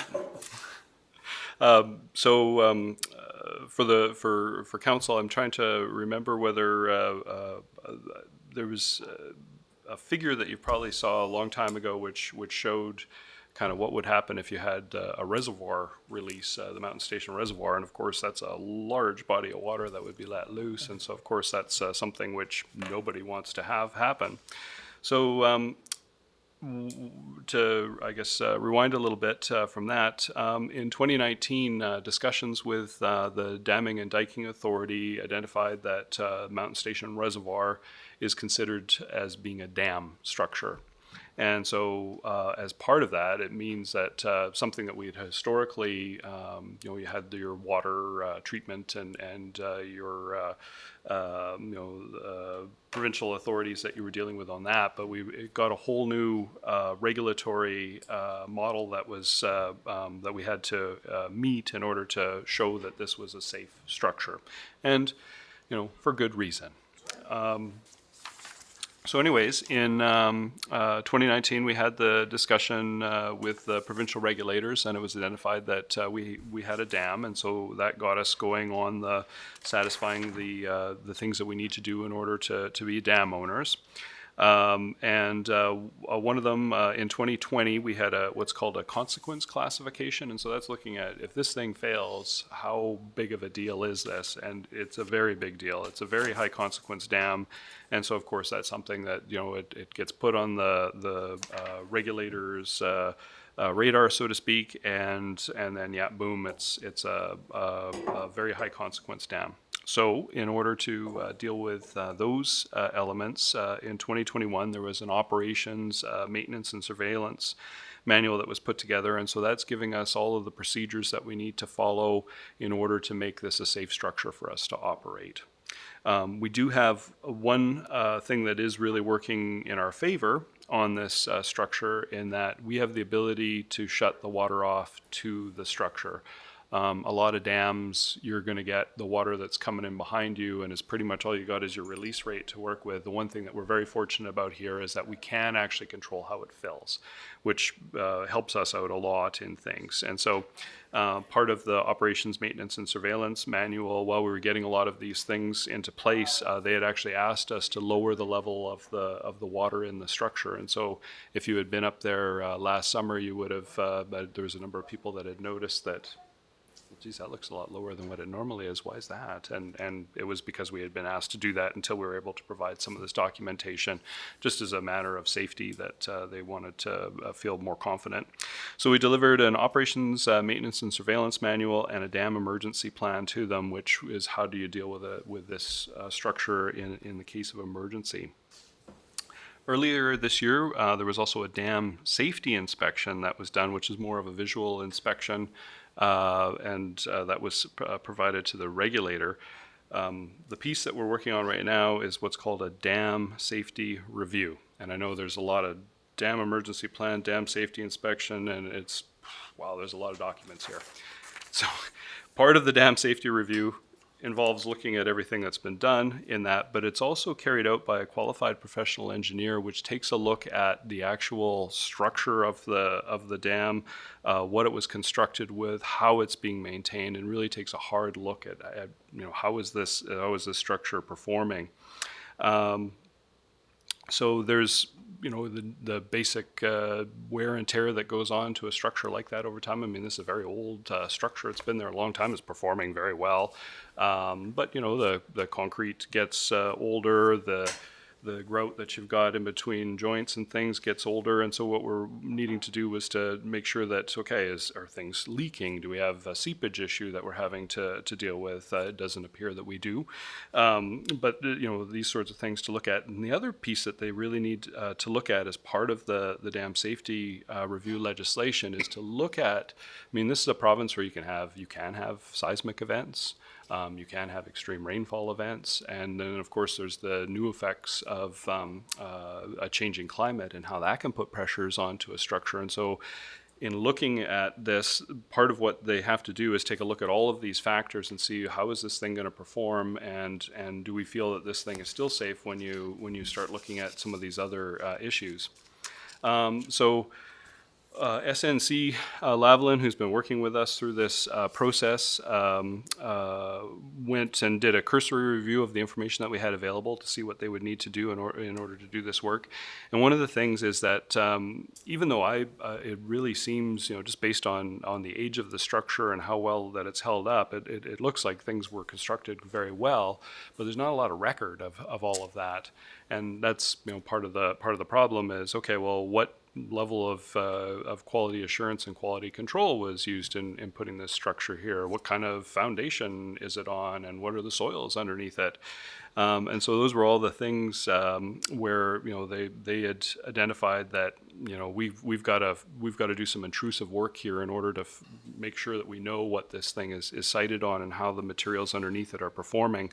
The last thing you would want would be to have a whole lot of moisture moving underneath it, and let's say there being something like some kind of shear plane that exists in there, and then that's where you're going to have a potential for a landslide that could be triggered by something like a seismic event. So, good news. 200 years, or? I'm hoping it doesn't ever happen.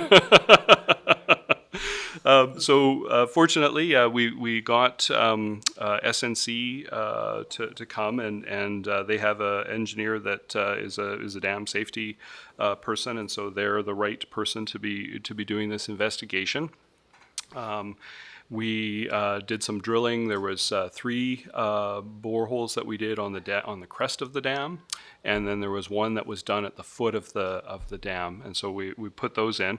The good news from the when you took a look at the lithologies that were coming out of the ground and looking at the material that was under there, there wasn't anything where we were looking at it thinking, ooh, that's not looking good. And so there wasn't anything immediately obvious that would lead us to believe that there was some kind of consequence or some kind of shear plane or something like that.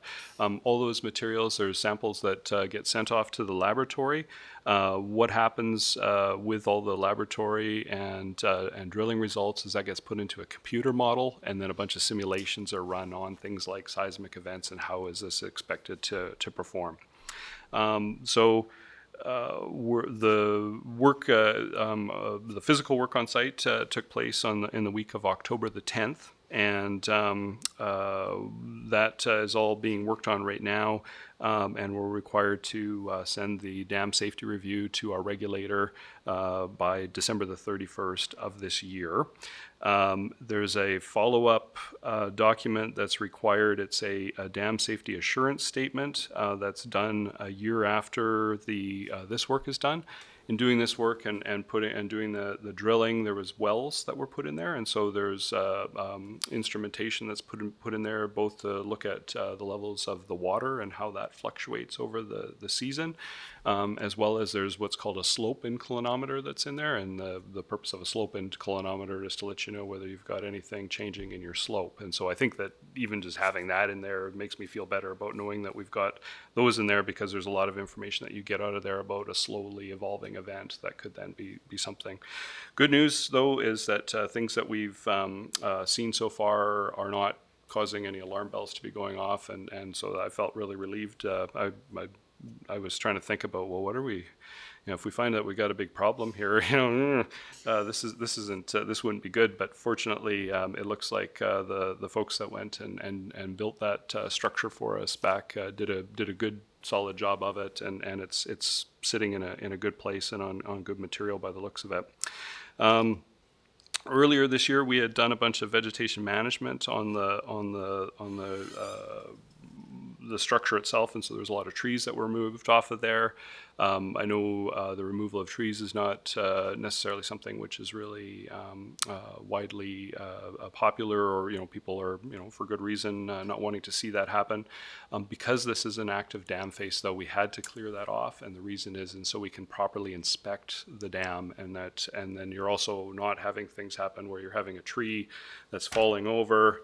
As it's falling over, its roots are pulling material out with it, and now you're starting to compromise what's holding up this structure there. And so getting all of that material off the face of the dam was required.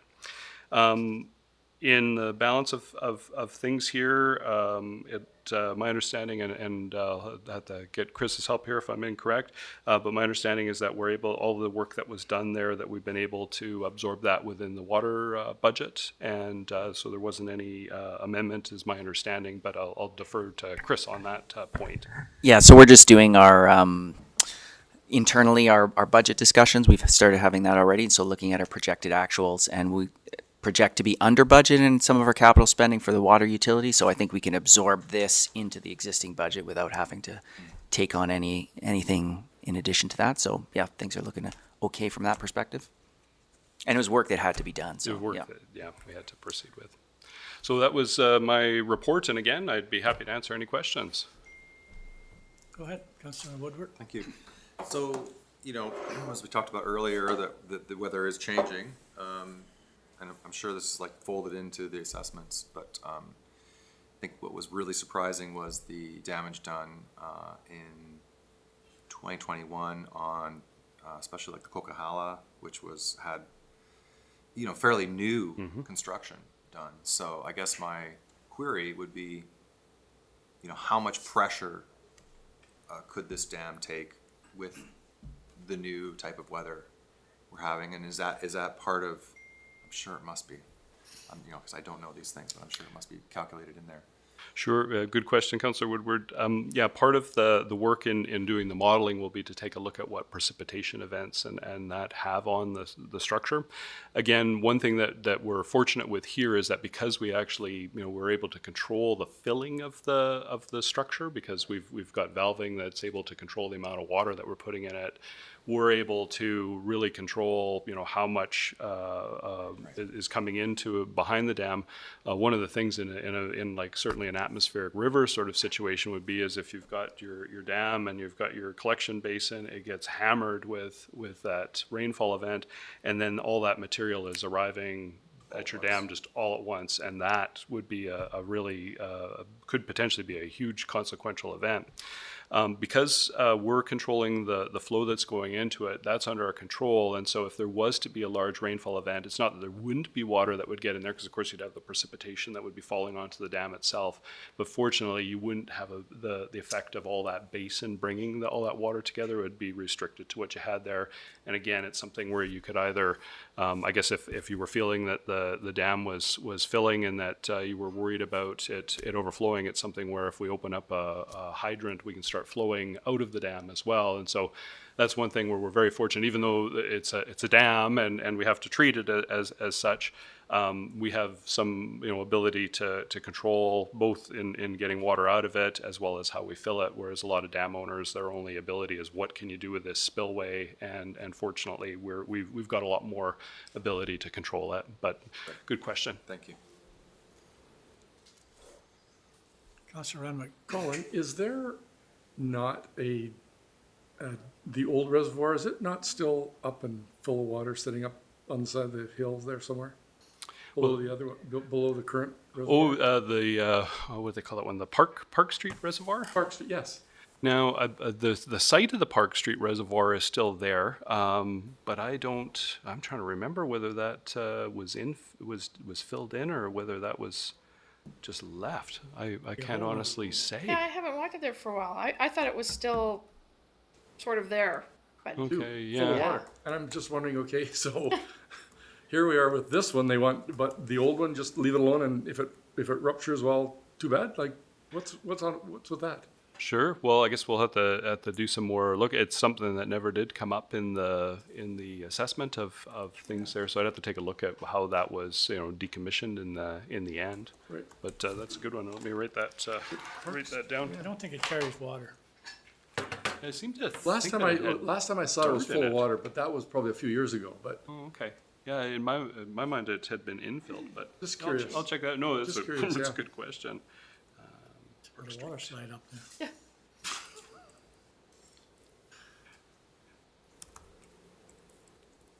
Councillor Morrison. I'll just wait for him to finish writing his note there.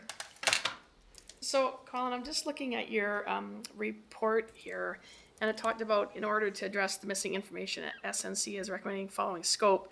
And the last bullet there, it says structural assessment of the concrete line, I'm assuming liner, via direct inspection. So, are we draining the pool sometime? Yes, And what do we do for water in the city when we do that? yes, a very good question. Part of doing that assessment has been finding a good time of the year in order to be able to do that, and so we need to do that at a low flow period. So we're coming into periods of lower flow, and so in doing that, we'll have to drop the reservoir level in order to have that assessment done. But yeah, that's going to be something that we'll do here probably as we're moving into winter, just because we were at our lowest water demand at that point in time.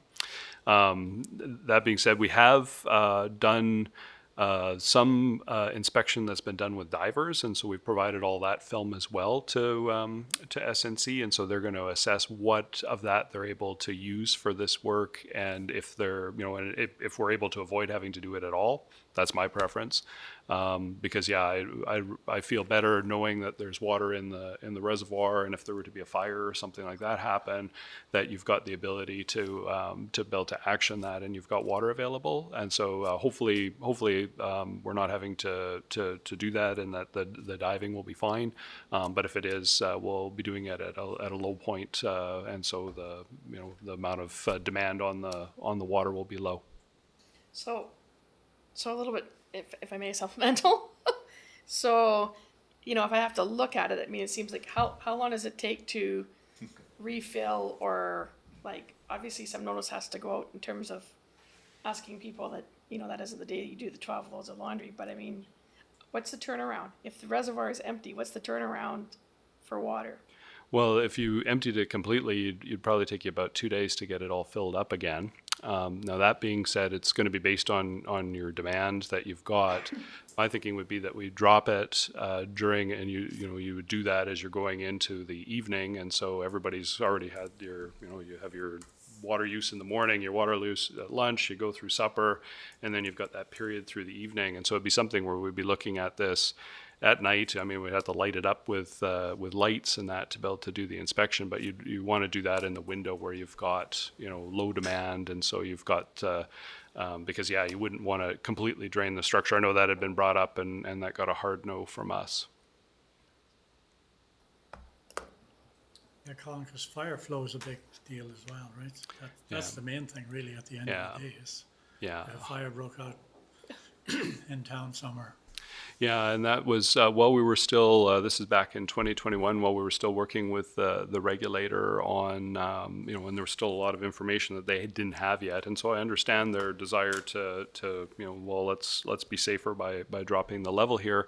But then as soon as we got into where, hey, it's getting hot, we're worried about fires and things like that, we were able to bring the level back up because, we made a case for the fact that, it makes sense that we're able to have this water here because it does serve a multi-purpose, of course, of both drinking water as well as our fire suppression. Colin, maybe I missed you saying this, but when you run through this whole program that you're putting forward here today, what if, like on the wildest dreams, somebody said this reservoir needs to be replaced, then what? Like what? Well, who bears the cost of that? Is there the province is putting us into this position? Are they coming to the table to fund these projects going forward? I'm not aware of any funding. I'm sure that they would push hard against us. I think that we would want to definitely push back, but we had done some preliminary, and this would be, I don't know how to properly characterize it. I mean, just some pre-planning as to, well, what could you do? And so there is an ability to change the reservoir out and have tanks up there as opposed to a reservoir. But I mean, at the same time, if you've got a site where you've got a lot of geotechnical problems, putting tanks on it isn't necessarily going to solve a whole lot for you either. And so, that was the thing was, okay, if we are going to have a situation where we've got, where we identified there's an issue, what things we're going to have to do to mitigate that. Now, I mean, there are a lot of geotechnical things that could be done. I mean, there's things like when they were doing the work over at the Nelson Commons, and they had the large, you're advancing kind of like a large nail in the soil to hold things back. And so, it would be that we'd be heading into things like that as mitigative means of dealing with it, as opposed to like a wholesale change of it or moving it off of the site. It would be that we'd probably, unfortunately, find ourselves up for an expensive geotechnical fix is what we would find ourselves up for had that. But the good news, attached to, be cost attached to that as well. It would. I'm sure it would be costly to deal with that. The good news is though is that the things that we've observed so far aren't suggesting that we would be headed down that pathway. So Colin, other question would be, have you talked to anybody that's done this already and maybe had to do some serious work if they got supported somehow from the feds or the province? No, I haven't had. There's got to be a lot of these in the province, right? Well, actually, interestingly enough, from just a novel one like what we have, the city of Rossland hit up against the same thing and had to go through this process. So they had to come up with the dam safety plans and all these things as well. But their reservoir has been, I guess it must obviously be satisfactory in the condition that it's in. And so it's interesting because we thought that there would be a lot more water reservoir issues. We just intuitively thought, oh, okay, it must be that because it was, tied to water treatment and water, that, it was just something that wasn't looked at by the regulator, and that there'd be lots of cases of this. But interestingly enough, it seems that there isn't. And so, we were kind of, as a water utility, this was a very different thing for us. And even for our regulator, there was a little bit of getting their heads around the idea too, that, when they're saying, hey, we'd really like you to lower this and just, have it kind of empty, and we're saying, well, no, we can't do that. We have to supply water to the citizens of the city, and we can't just go and do that. And then that understanding between the two parties of, okay, well, how are we going to settle on something that we're both comfortable with so we can get this stuff done and still keep everybody satisfied. But yeah, interestingly enough, it seems that us and Roslyn are oddballs in this one. Any further questions, Colin? Comment. Yeah, I guess I would remind council and the mayor, the amount of times berms, dikes, and flood mitigation came up at the AKBLG resolution sessions this year was numerous.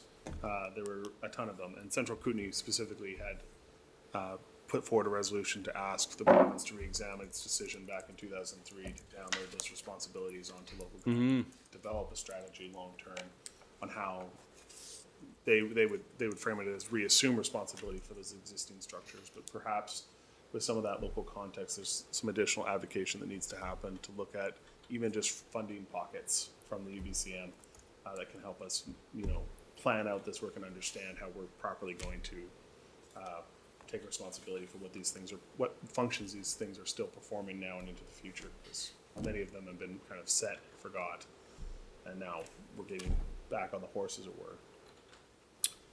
Yeah, I just the reason I brought it up, well, there's a couple of reasons, but the main thing was you had those floods in the Fraser Valley where the dikes collapsed down there, and I know that the feds and the province did come to the table with some money, but according to the interviews I've seen with the mayor on TV, it's still a long way away from what's needed to actually rebuild the dikes to a standard that could potentially manage them going forward. So, well, and the monitoring, right? Like, that's the big piece that stands out for me, is that ability to have that constant geotechnical seismic feedback and responsibility coming back to us to know that we're not dealing with seepage, or we're not seeing shifting, or we're not that they're not just happening up there slowly. And someone's like, why is there a crack there?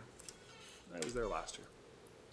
I think too that, if you don't mind, that we have to keep our eye on the prize on this one, so we need to be really monitoring our own. But what the point that Councillor Page brings up is that the RDCK has been sort of pushing back on having to take ownership of the dams that are in the area. There's lots of Crescent Valley mostly. orphan dams. Who knew that a dam could be an orphan? Because they don't want to incur the cost, and I think that they're not even particularly probably interested in monitoring them, because the minute you sort of monitoring them, then you're assuming the risk, and you're suggesting that there could be some liability going forward. And because there isn't any other mechanism, it seems like, to pay for improving those, they don't want to go on them. So I think one of the things that we have to watch is that if the RDCK is pushed into having to look at that stays within the rural budgets in the city of Nelson, doesn't end up being party to a service involving dam maintenance. That would be very important to watch where that lands if the government pushes back and says you have to do something as a regional district. Is that maybe we should push that dam into the regional district? Maybe it is, is it? I think we'd have to get Sebastian to get creative with some line drawing of the city limit there. Then you just do nothing.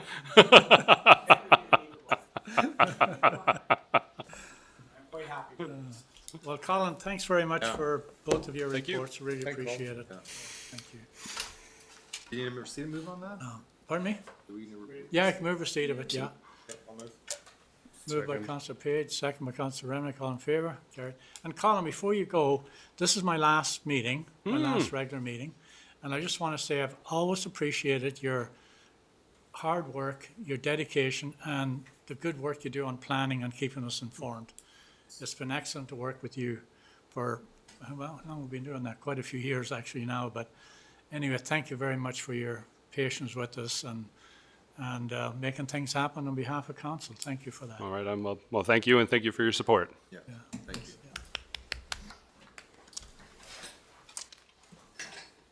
All right, onward and upward. You Now two we have guys. minutes of various organizations here. Anyone wants to pull one of them out or two of them, you're welcome to do so. And then beyond that, there's reports as well. So the first one is Library Cultural Development Committee and the Public Library Board. That's on the first page. Everything okay there? Move receipt? Sure. Councillor Morrison, Councillor Lochtenberg, all in favour? Carried. And the next one is reports, and this is where Chris does his handiwork with accounts payable and building permit statistics, and of course, everything's chugging along pretty good at the moment, but again, a word of caution around the price inflation. It's happening. Councillor, go ahead. Thank you, John. Thank you, Mayor.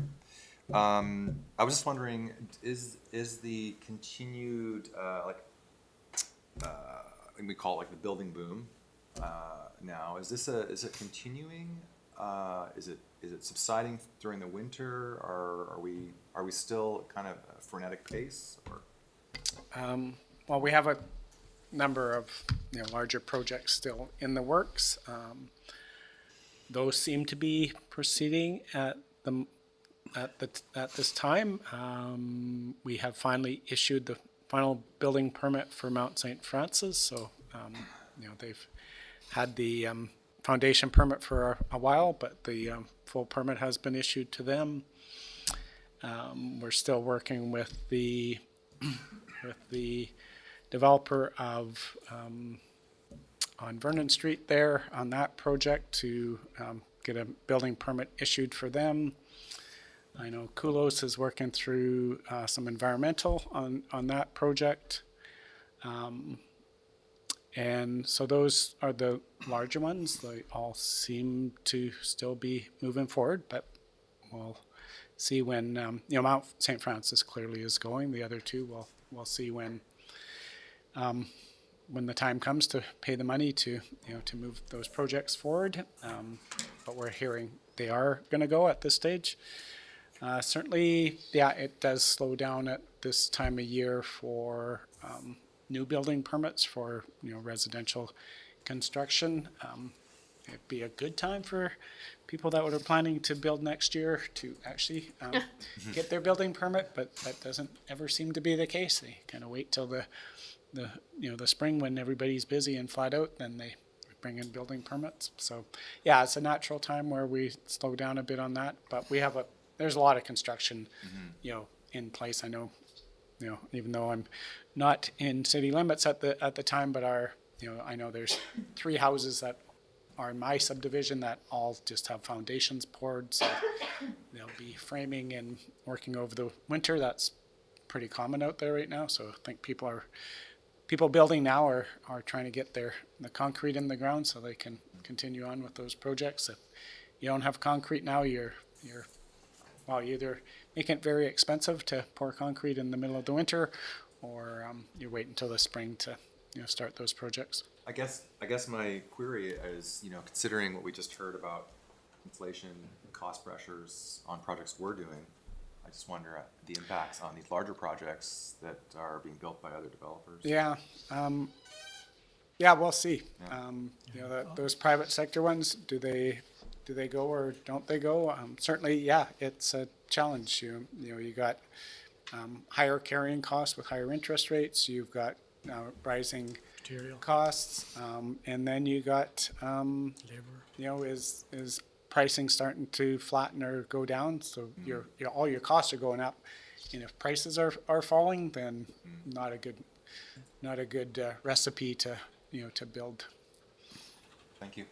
And that's what's sort of happening at the moment is, housing prices are dropping slightly, but the cost to build one is not. They're continuing to go up. So that's where the private sector go, okay, where's my profit margin here? And it's not there, they just walk from it, so. Thank you. Okay, thank you. We're all good there? Yeah. Move receipt of the 2 reports. Councillor Woodward, Councillor Charlwood, all in favour? Carried. The next one is the notice of motion that I put forward, and what I wanted to do here is, I don't want this to seem self-serving by any means, but I think it's really important that, so I'm gonna ask that the motion I put forward would be that council direct staff to complete a waste management strategy review at the next council strategic planning session. So then that would be left to the next council then if they wanted to carry that on or not. But I think from what we were hearing there for the last few months, some people are throwing a lot of stuff out there that they believe could be a solution to wildlife conflict, et cetera, and it may or may not be, but it probably should be looked at. May I ask when this was done last? When- Or has this been done? Like an overview of waste management? Well, Yeah. yeah, there's obviously two aspects of it. There's, one is the collection, that's the piece we do. And the other one is actually the resource recovery plan, which is what the RDCK does. You know, as council knows, you know, our goal is to get the organics out of the waste stream. You know, that's the biggest attractant. I don't think, you know, wildlife conflict isn't just about food waste in garbage. It's about fruit trees and pet food and all those other things that need to happen. You know, so that's, I think the wildlife attractant piece is different. You know, this is a component of it, but it's only one piece of it. You know, if those other things aren't in place, you know, I don't know if anybody saw that narwhal, whatever. Article, that's what they call them, articles, yeah. But they said even a bear smart community, you know, only 20% less, you know, less bear kills or, so it's not like you go to 100%. You go, you know, even if you have bear-proof containers and do all those other things, you're only reducing it 20%. So instead of 12 bears, we would have been 10 bears. So, We're not yeah, just talking about bears here either. So you got raccoons and skunks and rats and that was, you know, one of the, you know, the strong things on the food cycler is way less rats, way less raccoons, way less skunks that people saw. That was one of the main things that people were identifying. You know, people were concerned with their backyard compost. Most people don't do it well. And they were getting, you know, probably rats was the biggest driver, that people were seeing that they were attracting more and more rats and skunks. And, you know, I think when we had Dave White right in our community, like he was excellent, you know, as he said, you know, they need a place to den, they need a place for water, they need a place for food. So if you're creating denning areas, if you're creating places where people have water, I remember him telling about one particular person that was complaining all the time, and he went up there and he said, see your, you know, your water feature here, you have the water, this person over there, they have the food, and this person has the den. That's why you have skunks.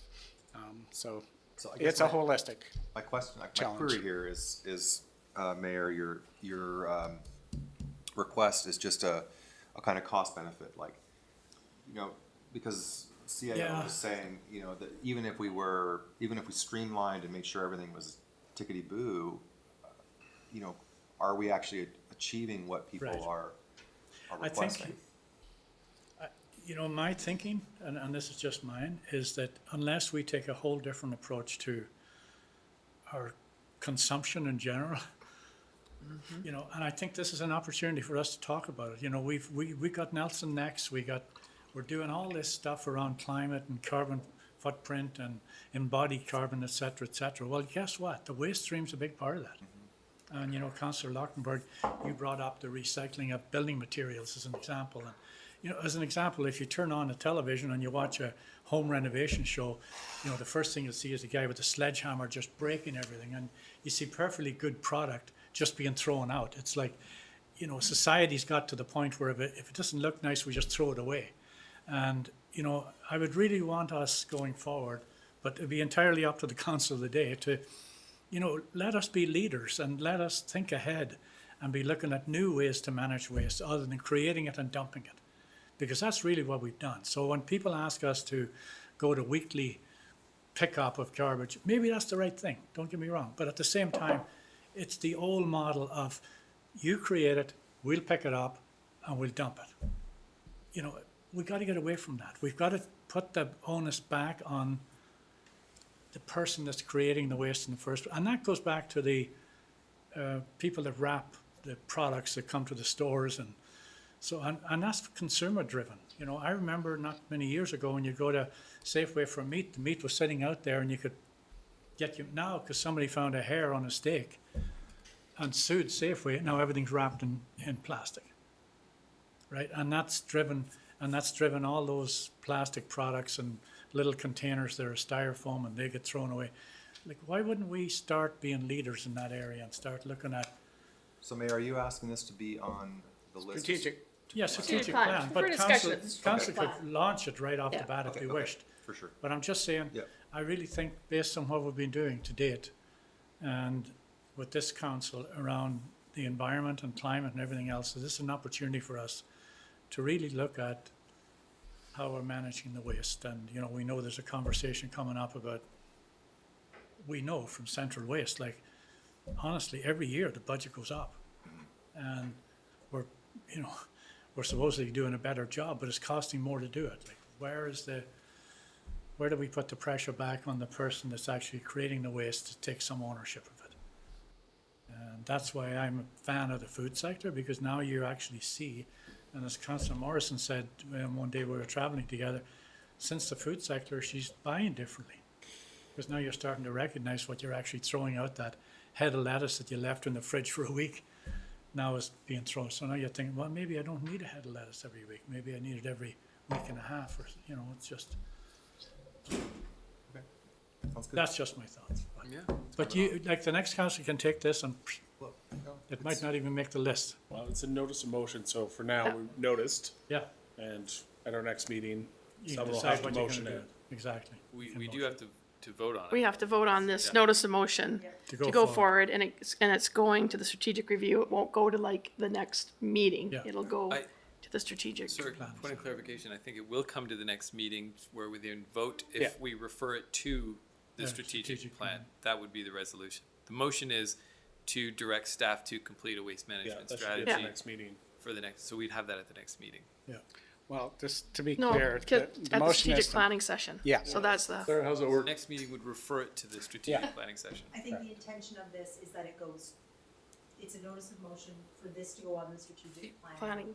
session list. Just to be clear, Sarah, I hear you on that, but it's not, because we have to direct staff to prepare for the strategic planning session. So we need you to complete a waste management strategy review for the strategic planning session. That's not the no, intention that's, No. of this. Okay.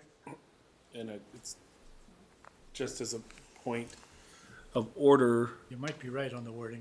like, Yeah, at the this wording point, says it's a notice because we were told perhaps, and this is the first time we've seen any language, so realistically, we That it was can't coming vote today. on anything until, this is now the, We have to accept this. We either accept this or we throw it out. Right. We still have to accept the notice of motion. If you don't vote in favor of this resolution. It doesn't go anywhere. It doesn't go anywhere. sure. so we, So that's the thing, is you have to vote on it. The intention, and correct me if I'm wrong, Kevin, is that it goes to the strategic priority setting session. yeah, no, Councillor Lautenberg's correct. The wording's not correct. The wording's not correct. It is that council directs staff to To include. refer the waste management strategy to council's next strategic planning session. Right? Not to complete. It's to refer. It'd be up to the next council to say to staff, okay, It's go a huge ahead. undertaking for staff Exactly. Yeah. to do a full. Yeah, unless, That you would know, the be new next council decide. sees this as a priority, then, Okay. you know, we're not gonna go Just keep do a doing plan. what we're doing. So, yeah, it should just say refer to, the item of waste management strategy to the council next strategic. So planning council session. refer the waste management strategy Refer the, review at the next strategic planning session. So refer the take a- consideration of developing a waste management strategy to the next strategic planning session. That sound fair?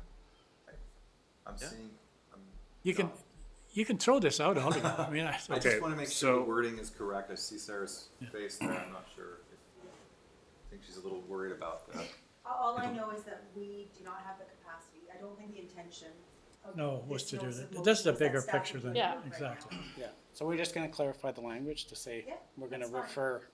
refer, So staff doesn't have to go and do something at this point. It's just going to go to the strategic Yep. session list. Okay, Okay. so. So we could simply say it that we include, Okay. we include this in the strategic planning session. include We- the development of waste management Exactly. strategy. And then too. council at that time can decide, is this a priority or Yeah, not? that's the intent, yeah. And just a point of order, so the wording is, and Sarah's correct here for the vote, for 4.42 of the notice of motion sections, we are to vote on whether this goes to Exactly. the next meeting for a discussion on the merits of this particular item. So we're voting not to send it anywhere in terms of the strategic planning, but whether or not we just at our very next regular meeting Right. would like to have this same debate we're having now. Exactly. Okay. So Let's I- get the language right. No, of We're course. gonna discuss. And the outcome. So you might as well leave the wording as it is and then change it at the next meeting if you want. Well, people may not want to do that if That's- it was to. If you've got actually clarity, change let's it. fix it now. I think we all know the intent is that we want to have a discussion of this at strategic planning. Yes. Yeah. I think Write that it was how gonna- you want, because otherwise, and right now it's like, because I think we want that, so then we want to vote in favor of this notice of motion. If we think that that's a really bad idea, then we vote against it being a notice of motion, and it just dies on the table at this moment. I just want to say, I understand the intent, but I do also want to connect that it's the next council's Exactly. decision Yes. on what goes on the Yes. strategic list. So exactly. I just want to make that clear. Yeah, it can be launched because you'll make your list and you might find that, hang on, there's 4 things we can't do. And one of them may be this. Yeah, that's fine. And you may not even want it on your list. Yeah, we'll have a big list. This is a big list. We've referred a number of things now at this point to the strategic planning session over Yeah. the last 3 or 4 months, so. So the council include waste management strategy in their planning, in their next strategic planning session. Sure. I have that council direct staff to refer the discussion regarding waste management to council's next. That's even better. Okay. Yeah. So a mover and a seconder for that then, that change. Councillor Lachtenberg, Councillor Renwick, all in favor? And you guys can do whatever you want with it when you, Cal and I will be drinking margaritas. John, I understand the intent. It's, No, I get it. Oh, no, it's all good. understand that. Yeah, I get it. All right, where are we? We're almost at the end here, are we? Yeah, we're past Mark. Sorry, It's 3:30. my computer shut down there while I was What's up rambling. at 3:30? Supposed to start the next meeting at 4. Okay, resolution to adjourn. Fourth. I'll move. Councillor Lachtenberg, Councillor Charlwood, all in favor? Carried. Guys, there's some food there for a snack, Okay. and I'm sure some people want it, and then we'll have the closed meeting, and then we go for supper. 4:30, right? 4:30 is our next. Pardon? 4:30? We're Yeah. on? John, is that your last regular meeting? Yeah, That's last, oh yeah, regular Yeah. meeting, yeah. As mayor? yeah, yeah. Connect with that.